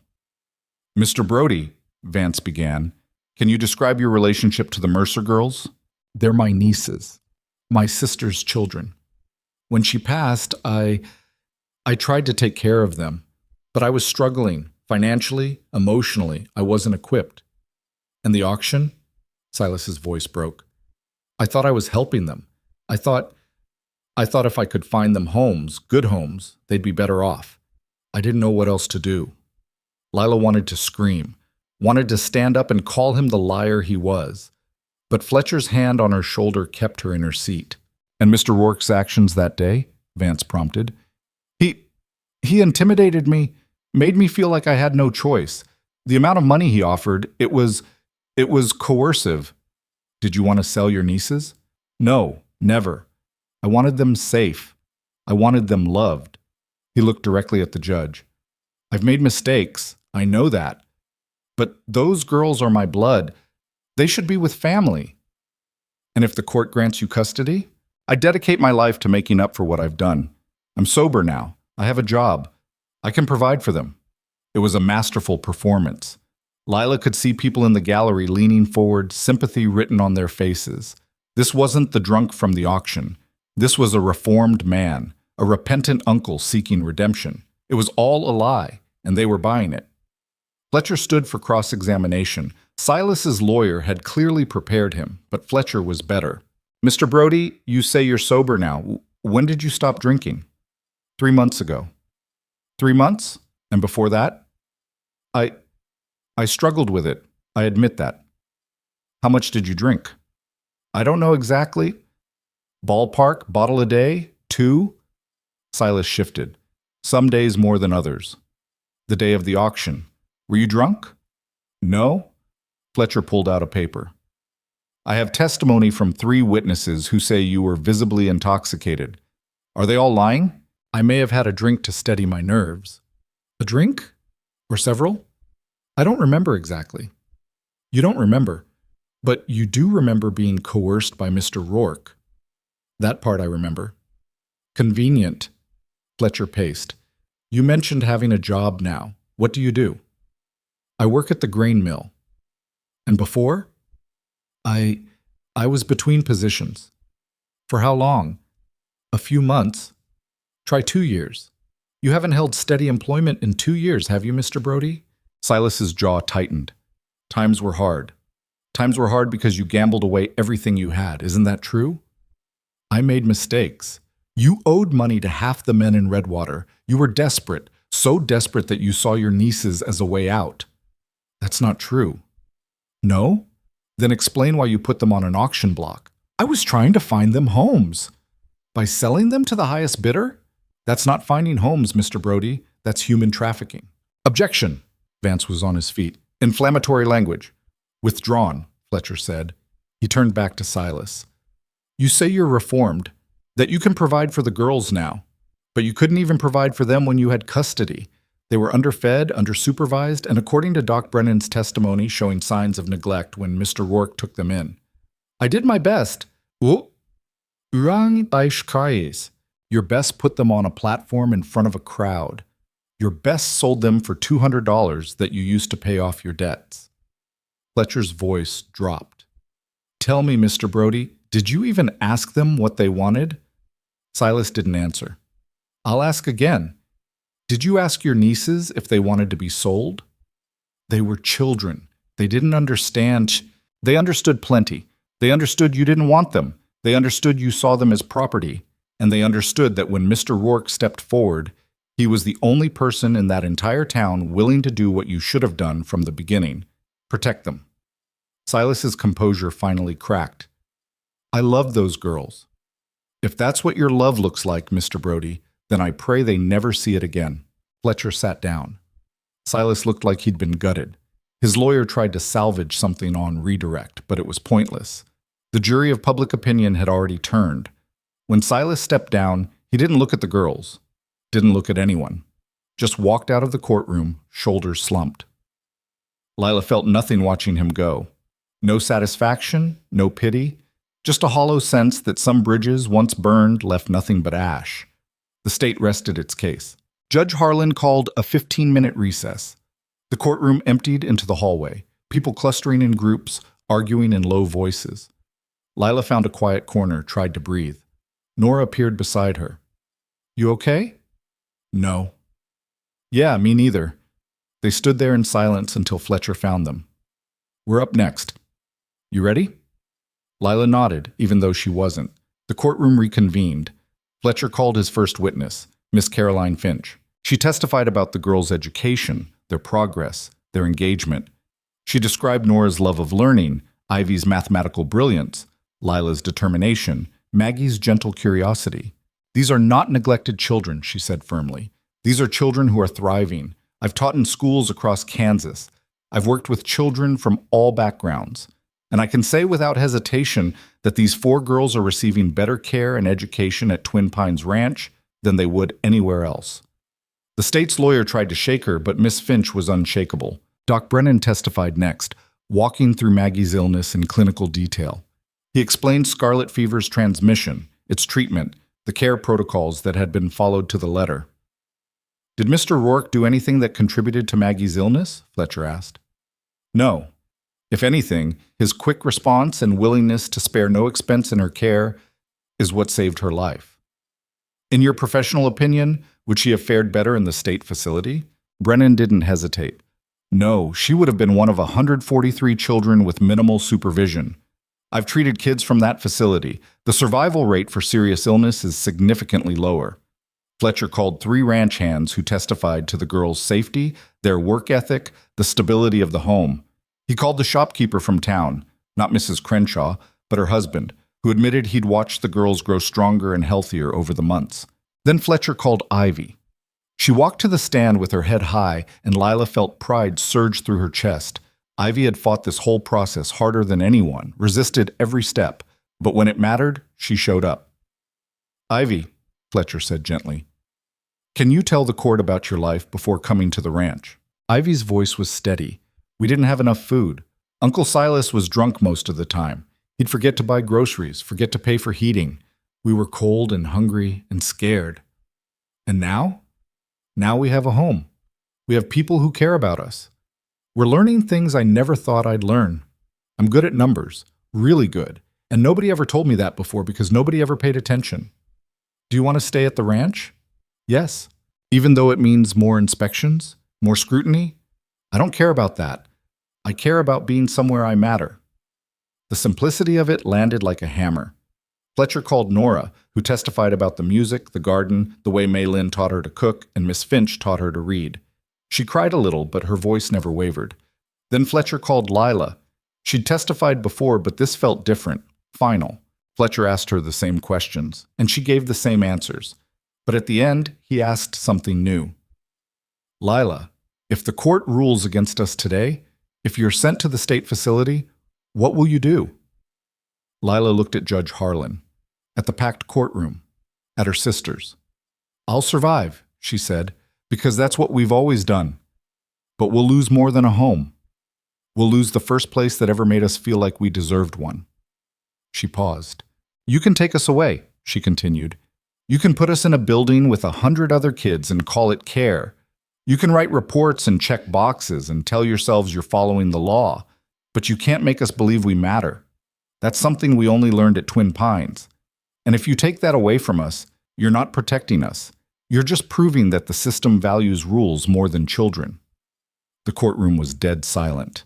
Fletcher nodded. Thank you, Lila. No further questions. The state's lawyer stood for cross-examination, but Judge Harlan waved him off. I think we've heard enough from these children. They've been questioned, challenged, and scrutinized more than most adults face in a lifetime. Unless you have something genuinely new to add, counselor, sit down. The lawyer sat down. Fletcher called his final witness, Caleb Rourke. Rourke walked to the stand like a man approaching a gallows. He was sworn in, sat down, and met Fletcher's eyes. Mr. Rourke, Fletcher began, why did you buy those girls? I didn't buy them. I saved them. The state argues you acted impulsively, recklessly, that you had no plan, no preparation. That's true. I didn't plan it. I saw what was happening and I couldn't walk away. Why not? Rourke's jaw worked.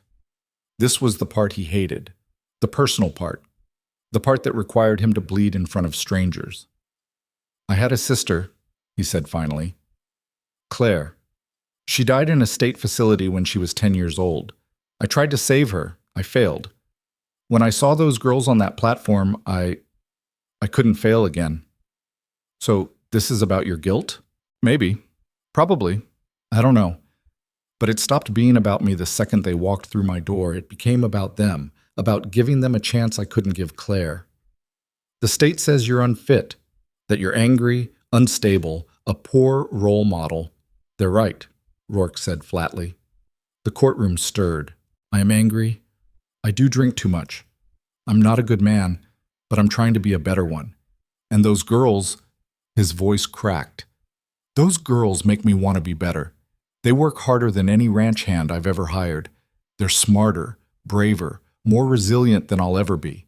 I don't deserve them, but they deserve a chance, and I'll fight until my last breath to give them one.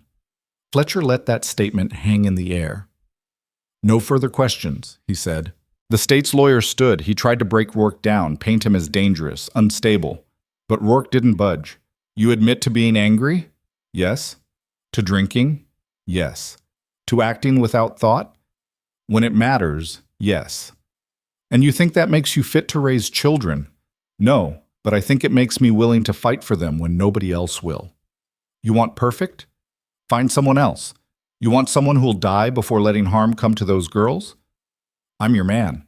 The lawyer had no response to that. When Rourke stepped down, the courtroom felt different, charged, like something fundamental had shifted. Judge Harlan looked at both sides. Closing arguments. Vance stood first. He argued procedure, law, precedent. He painted a picture of institutional care as safe, structured, appropriate. He called Rourke a well-meaning but unsuitable guardian. It was competent, professional, completely bloodless. Fletcher stood last.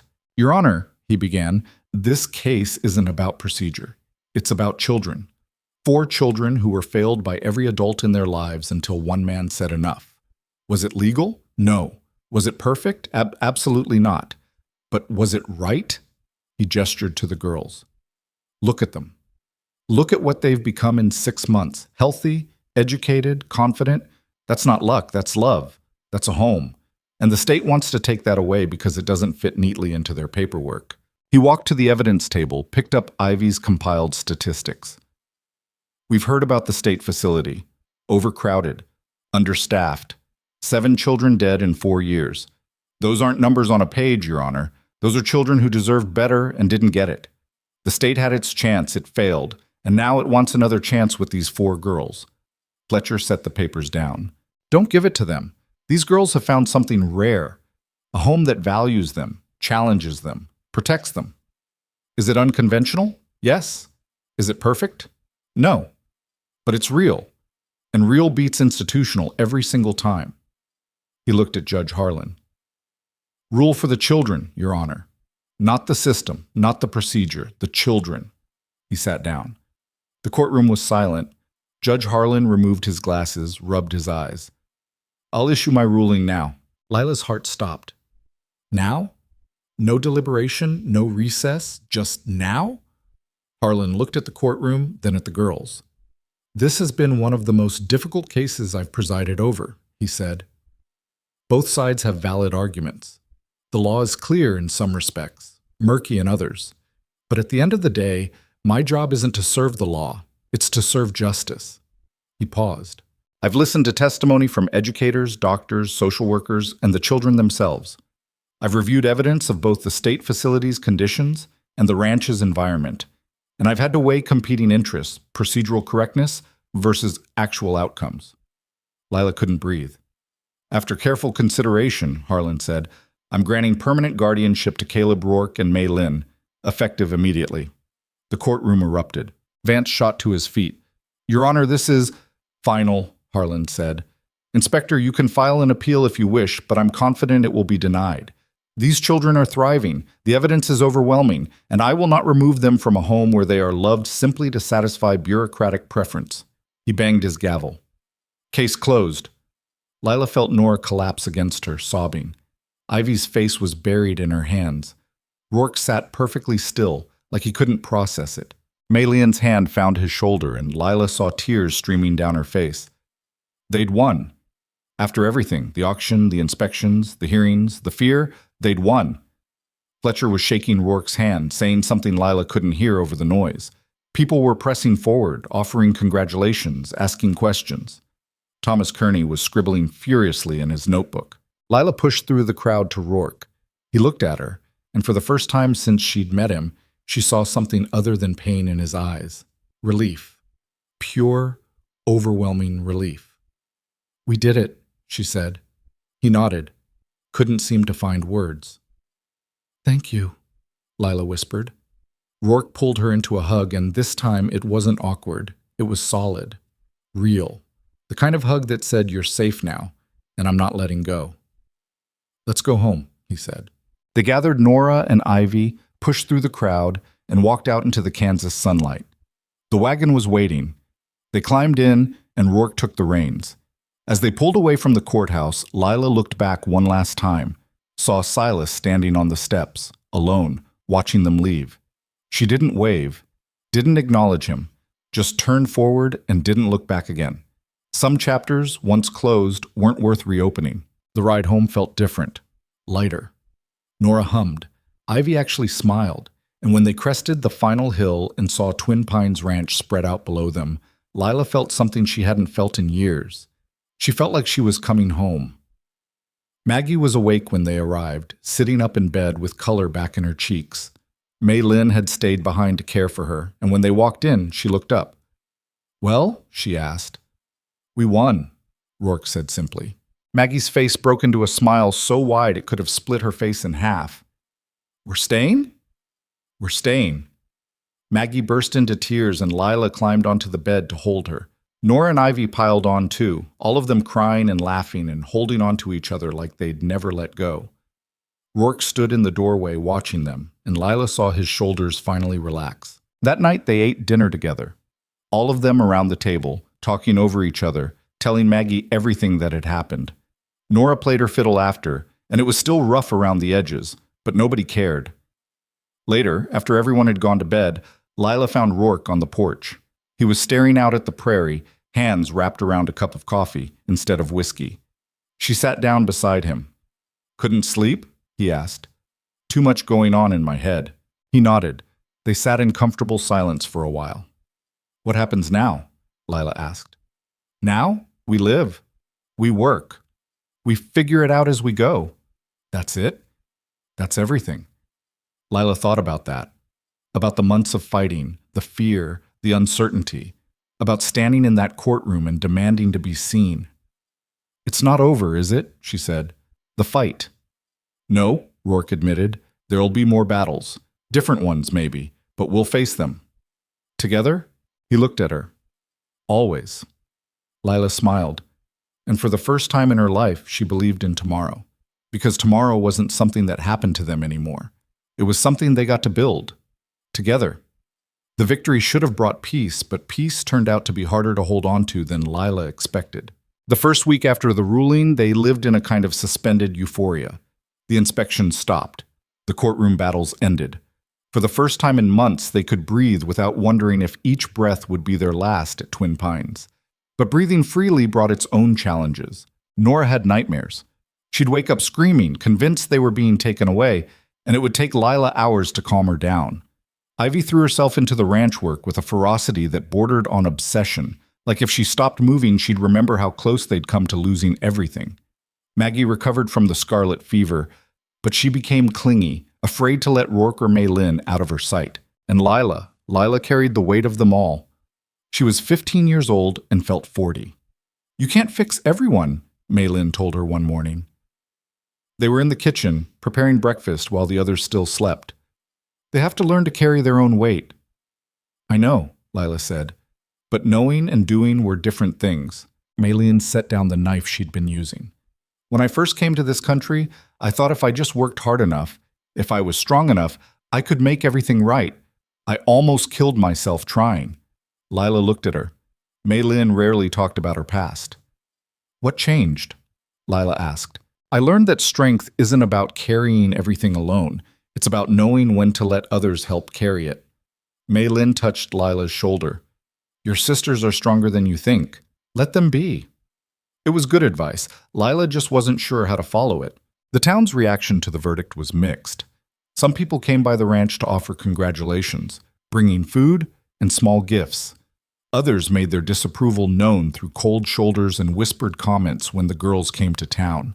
Mrs. Crenshaw at the general store refused to serve them for 2 weeks until her husband overruled her. Reverend Calhoun preached a sermon about the sanctity of blood family that was clearly aimed at their situation. Dell, the fired ranch hand, spread rumors that got uglier each time they circulated. But there were unexpected allies, too. Miss Finch became a regular visitor, bringing books and staying for dinner. Doc Brennan stopped by weekly under the pretense of checking on Maggie, but really just to talk. Even Thomas Kearney, the reporter, wrote a follow-up article that was surprisingly sympathetic. The article caught attention beyond Kansas. Letters started arriving at the ranch, some supportive, some hateful, but all proof that their story had spread beyond Redwater's boundaries. One letter came from a woman in Ohio whose brother had died in a state orphanage. Another from a man in Missouri who'd fought for custody of his nephew and lost. A teacher in Illinois sent her students drawings, all depicting families that didn't fit the traditional mold. Fletcher compiled them into a folder. "This is bigger than you now," he told Rourke. "People are watching. What you did, it's giving others ideas." Rourke didn't look pleased. "I didn't do it to start a movement." "Doesn't matter. You did it, and it matters. Question is, what are you going to do with it?"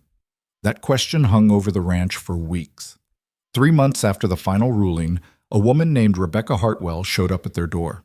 She was in her 30s, well-dressed, with intelligent eyes and a determined set to her jaw. She introduced herself as an advocate for the Children's Aid Society in New York. "I've been following your case," she said, sitting at the kitchen table with Rourke, Maylin, and Lila. "It's exactly the kind of precedent we've been hoping for. Proof that the system can be challenged. that children's welfare can be prioritized over institutional convenience. What do you want from us? Rourke asked warily. Your story, your help. We're drafting legislation to reform child welfare laws across multiple states. Your case provides the evidence we need that private guardianship, when properly supervised, can produce better outcomes than institutional care. Lila felt something stir in her chest. This was what Fletcher had been talking about. The possibility that their fight could mean something beyond themselves. What would that involve? Mei Lin asked. Testimony before state legislatures, interviews, documentation. I won't lie. It would be invasive. You've already been through scrutiny. This would be more. And if we say no? Rourke asked. Rebecca met his eyes. Then another family fights this battle in 5 years. And maybe they lose because they don't have the evidence you've created. Maybe more children suffer because the system doesn't change. It was emotional manipulation, Lila knew. But it was also true. She looked at Rourke. What do you think? I think I'm tired of fighting. I know. But are we done?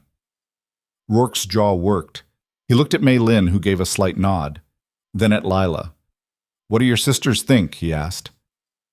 That night, they held a family meeting. All 6 of them around the table, Rourke, Mei Lin, and the 4 girls. Lila explained what Rebecca Hartwell was asking. It means more attention, more questions, people digging into our lives again, but it also means we might be able to help other kids like us. Nora spoke first. I hate being stared at. I hate people asking questions. Me too, Ivy added. But, Lila prompted, because she heard the unspoken word. Ivy sighed. But we got lucky. Caleb showed up. Most kids don't get that. We weren't lucky, Nora said quietly. We were saved. There's a difference. Maggie, who'd been quiet throughout, finally spoke. If we can save other kids, we should. Shouldn't we? Leave it to the youngest to cut through to the heart of it. Rourke looked at each of them. This is your choice. All of yours. I'll support whatever you decide. They voted. It was unanimous. They'd fight again. Not for themselves this time, for the ones who came after. Rebecca Hartwell returned a week later with a team. They documented everything, interviewed the girls, photographed the ranch, collected Ivy's statistics, and Doc Brennan's medical records. They were professional, respectful, but thorough. The process was exhausting. Lila spent hours answering questions about life before the ranch, during the legal battles, and after. She had to relive the auction, the fear, the moment she thought they'd lose everything. But she also got to talk about the victories, about Nora discovering music, about Ivy's brilliance with numbers, about Maggie learning to gentle a horse that everyone else thought was too wild, about finding family in the last place they expected. The hardest part was watching Rourke go through it.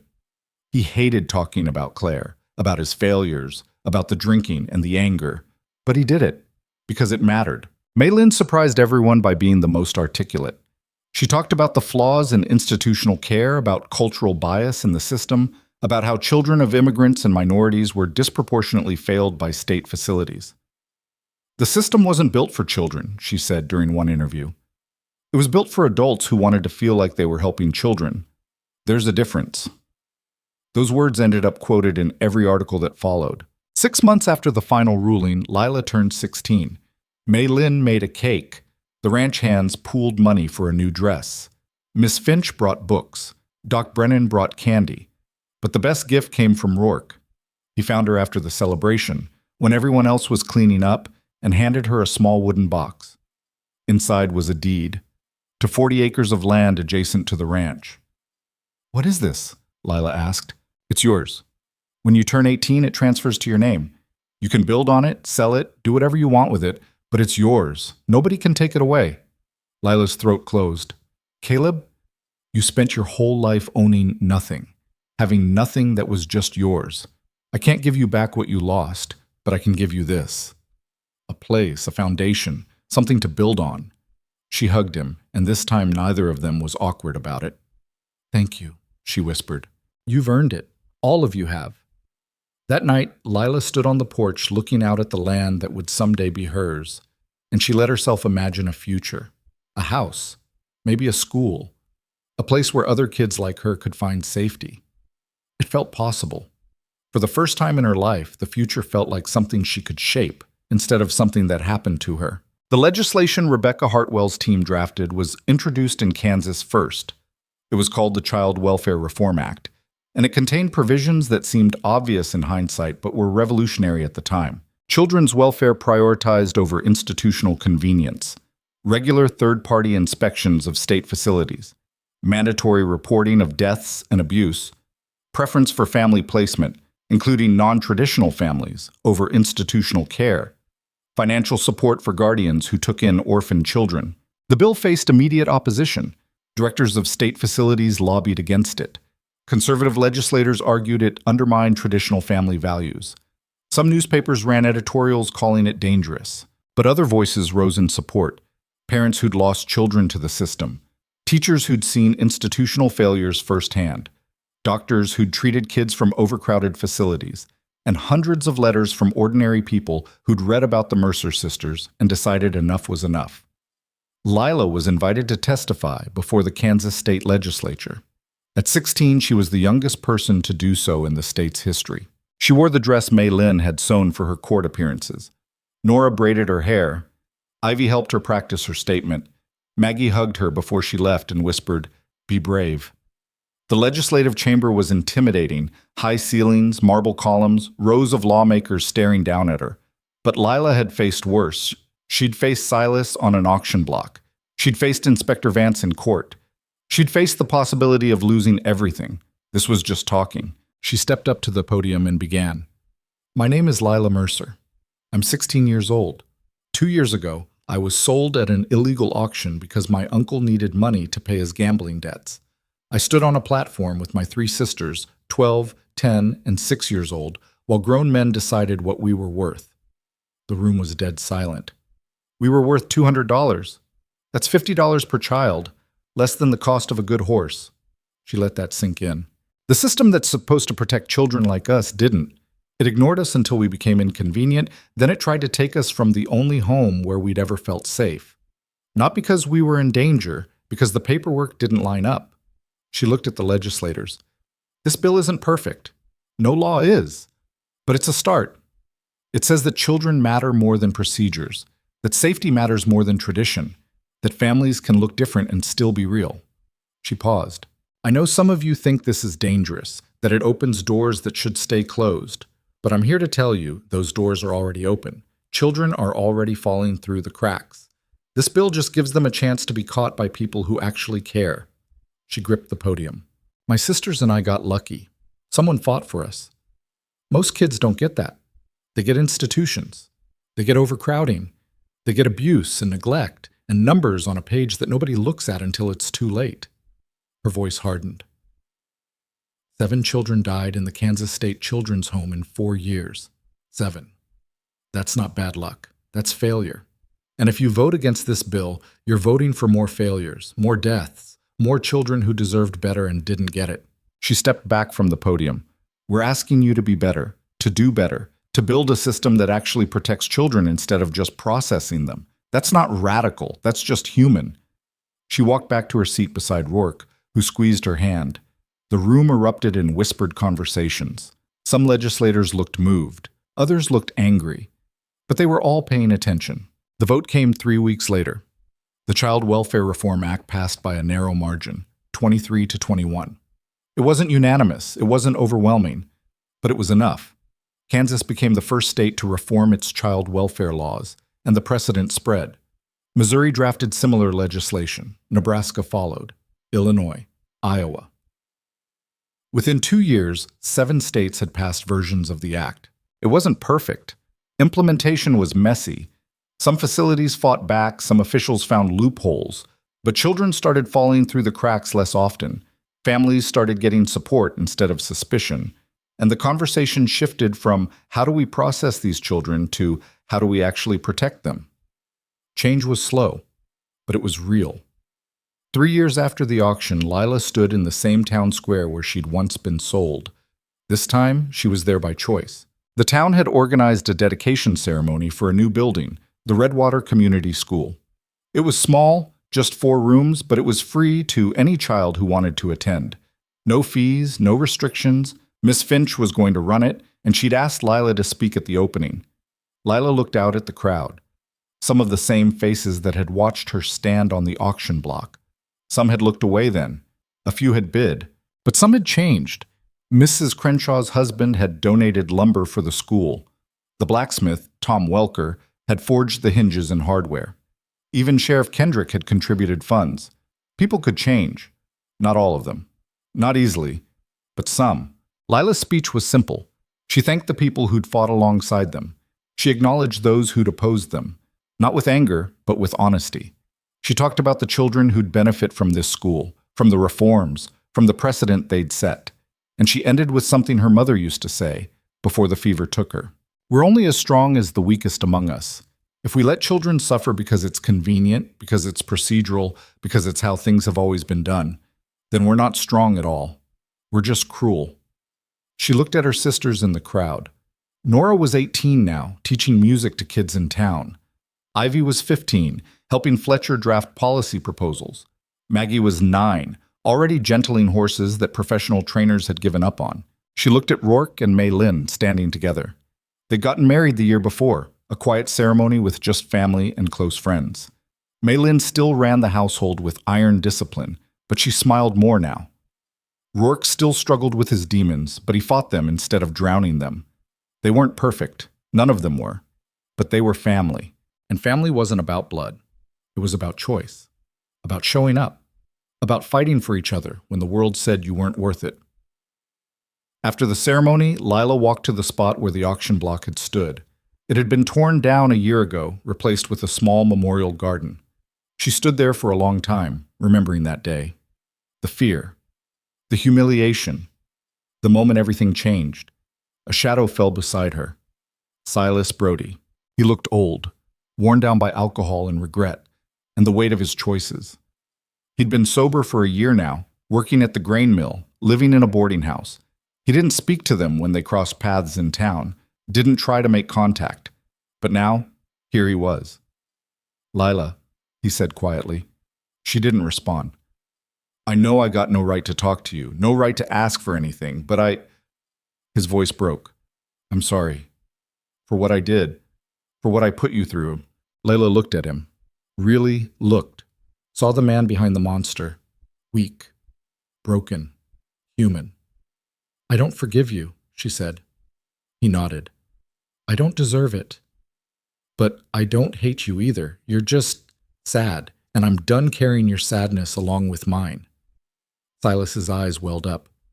"I wish I could go back, change things." "You can't. None of us can. We only get to choose what happens next." She walked away, leaving him standing there. She didn't look back. Some wounds never fully healed, but you could stop letting them define you. That was enough. 5 years after the auction, Lila was 20 years old. She stood on her 40 acres, blueprints spread across a makeshift table, planning the school she was going to build. Not just any school, a boarding school for children in crisis. Orphans. Runaways. Kids falling through the cracks. A place like Twin Pines, but bigger. Structured. A model that could be replicated. Nora was helping design the music program. Ivy was managing the finances. She'd developed such a reputation for mathematical precision that banks in Wichita tried to recruit her, but she stayed at the ranch. Maggie was planning the stables and animal therapy program. Rourke was consulting on the construction, teaching Lila things about building and land management that she'd need. Mei Lin was developing the curriculum, pulling from her own experiences and the lessons they'd all learned. Rebecca Hartwell's organization was providing funding and support. Fletcher was handling the legal framework. Miss Finch was going to teach there. It was ambitious, probably impossible, but they were going to do it anyway, because they'd learned something crucial over the past 5 years. Systems didn't change because they wanted to. They changed because people forced them to. And change didn't happen in grand gestures. It happened in small, persistent acts of defiance, in choosing to fight when it would be easier to accept, and building something better instead of just complaining about what was broken. One evening, as the sun set over the prairie, Lila sat on the porch of the ranch house, still her home, even with her own land, and thought about everything that had brought them here. The auction, the fear, the fights, the victories and failures, and everything in between. She thought about the children who'd still be sold, exploited, forgotten, despite all their efforts. Change was slow, and the world was full of people who benefited from cruelty. But she also thought about the children who wouldn't be forgotten, who'd find homes because someone fought for the right to fight for them, who'd grow up knowing they mattered because a precedent had been set that said children were worth more than the cost of convenient paperwork. Rourke joined her on the porch, 2 cups of coffee in hand. He'd quit whiskey completely 2 years ago. Some days were harder than others, but he kept choosing to try. "You thinking too much again?" he asked. "Probably." He handed her a cup. They sat in comfortable silence, watching the sky turn colors that had no names. "You know what I've been thinking about?" Rourke said finally. "What?" "That day. The auction. I tell myself I stepped forward because it was the right thing to do, because I couldn't stand by and watch. That's true, isn't it? Partly, but the truth is I was terrified. I thought I'd mess it up, that I'd fail you the way I failed Claire, that I'd make everything worse." Leila looked at him. "You didn't fail Claire. The system did."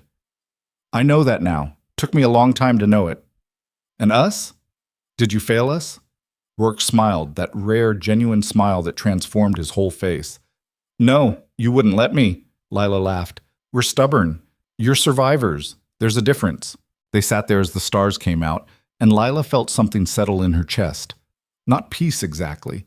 Peace was too simple for what they'd been through. But acceptance.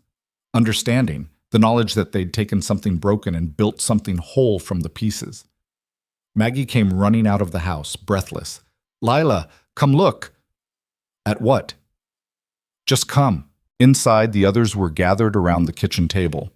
On it was a newspaper, the Kansas City Star. The headline read, "Child welfare reforms show measurable success. Mortality rates drop. Placement rates rise." The article detailed the impact of the legislation they'd fought for. Fewer deaths in state facilities. More children placed in homes, better funding, actual oversight. It quoted statistics Ivy had compiled, referenced testimony Leila had given, mentioned the Mercer sisters by name. "We did that," Nora said quietly. "We actually did that." Ivy was crying, which she almost never did. Maggie was laughing. Mei Lin had her hands pressed to her mouth. Rourke just stood there, looking at the newspaper like he couldn't quite believe it was real. "Read the last paragraph," Ivy said. Leila read aloud. "The success of these reforms proves what advocates have long argued, that protecting children requires more than good intentions. It requires structural change, accountability, and a willingness to prioritize outcomes over convenience. The Mercer sisters and their guardian, Caleb Rourke, didn't just win their case, they changed the conversation. And in doing so, they saved lives that statistics will never fully capture." The room was silent. Then Rourke said, "I need some air." He walked out onto the porch. Leila followed. He was gripping the railing, shoulders shaking. She realized he was crying, something she'd never seen him do. "Caleb?" "I'm okay," he managed. Claire should be here. She should see this." Leila put her hand on his shoulder. "Maybe she does." He looked at her, eyes wet. "You think?" "I think she'd be proud of you. Of all of us." Rourke wiped his eyes. "I spent so long thinking I'd failed her, that nothing I did would ever make up for not saving her." "You didn't need to make up for it. You just needed to learn from it." "When did you get so wise?" "I had good teachers." He pulled her into a hug, and they stood there on the porch while the prairie wind whispered around them and the stars watched from above. Inside, the others were still celebrating. Leila could hear their voices, their laughter, the sound of family. Not perfect, not unblemished, but real. And in the end, that was what mattered most. Not the laws they'd changed, or the precedents they'd set, or the articles written about them. Those things were important, but they weren't everything. What mattered was that 4 girls who'd been told they were worthless had proven otherwise. What mattered was that a broken man had found redemption not in forgetting his failures, but in refusing to repeat them. What mattered was that they'd built something that would outlast them, not just a school or a law, but an idea. The idea that children deserved to be fought for, that families could be chosen, that the system could be challenged, and sometimes, if you were stubborn enough and brave enough and lucky enough, it could even be changed. Years later, when people asked Leila about the auction, about standing on that platform, about being sold like property, about the journey from that moment to this, she would struggle to find the right words. How do you explain that the worst moment of your life became the catalyst for everything good that followed? How do you reconcile the trauma with the triumph, the pain with the purpose? Eventually, she found an answer that felt true. We were sold, she would say, but we weren't bought. There's a difference. Being sold means someone put a price on you. Being bought means you accepted it. We never accepted it, not for a second. And that refusal to accept what the world said we were worth, that's what changed everything. The school on her 40 acres opened 3 years after that newspaper article. They called it the Claire Rourke Home for Children. Rourke cried again when they unveiled the sign. It started with 12 students. Within 5 years, it housed 40. Within 10, they'd opened 2 more locations in neighboring states. Nora ran the music program and watched countless children discover their voices. Ivy managed the finances so brilliantly that they never went into debt, even during the lean years. Maggie developed an animal therapy program that became a model for others. Rourke and Maylin retired from active management but stayed involved, teaching, mentoring, showing up for every child who needed someone to show up for them. And Lila became the director, not because she wanted power or recognition, but because she understood something fundamental. She knew what it felt like to be seen as worthless, and she knew what it took to prove that wrong. She never forgot where she came from, never let herself get comfortable enough to lose sight of why they were doing this. Because somewhere out there, another child was standing on another platform, waiting for someone to fight for them. And if the world they'd built did its job right, someone would. On the 10th anniversary of the auction, Lila stood in the very spot where she'd once been sold. The memorial garden had grown. Trees now shaded the benches, flowers bloomed year-round, tended by volunteers. A plaque commemorated what had happened there and what had come from it. It didn't sugarcoat the past. It acknowledged the cruelty, the injustice, the failure of systems meant to protect. But it also celebrated the change, the laws reformed, the lives saved, the precedent set. Leela's 3 sisters stood beside her.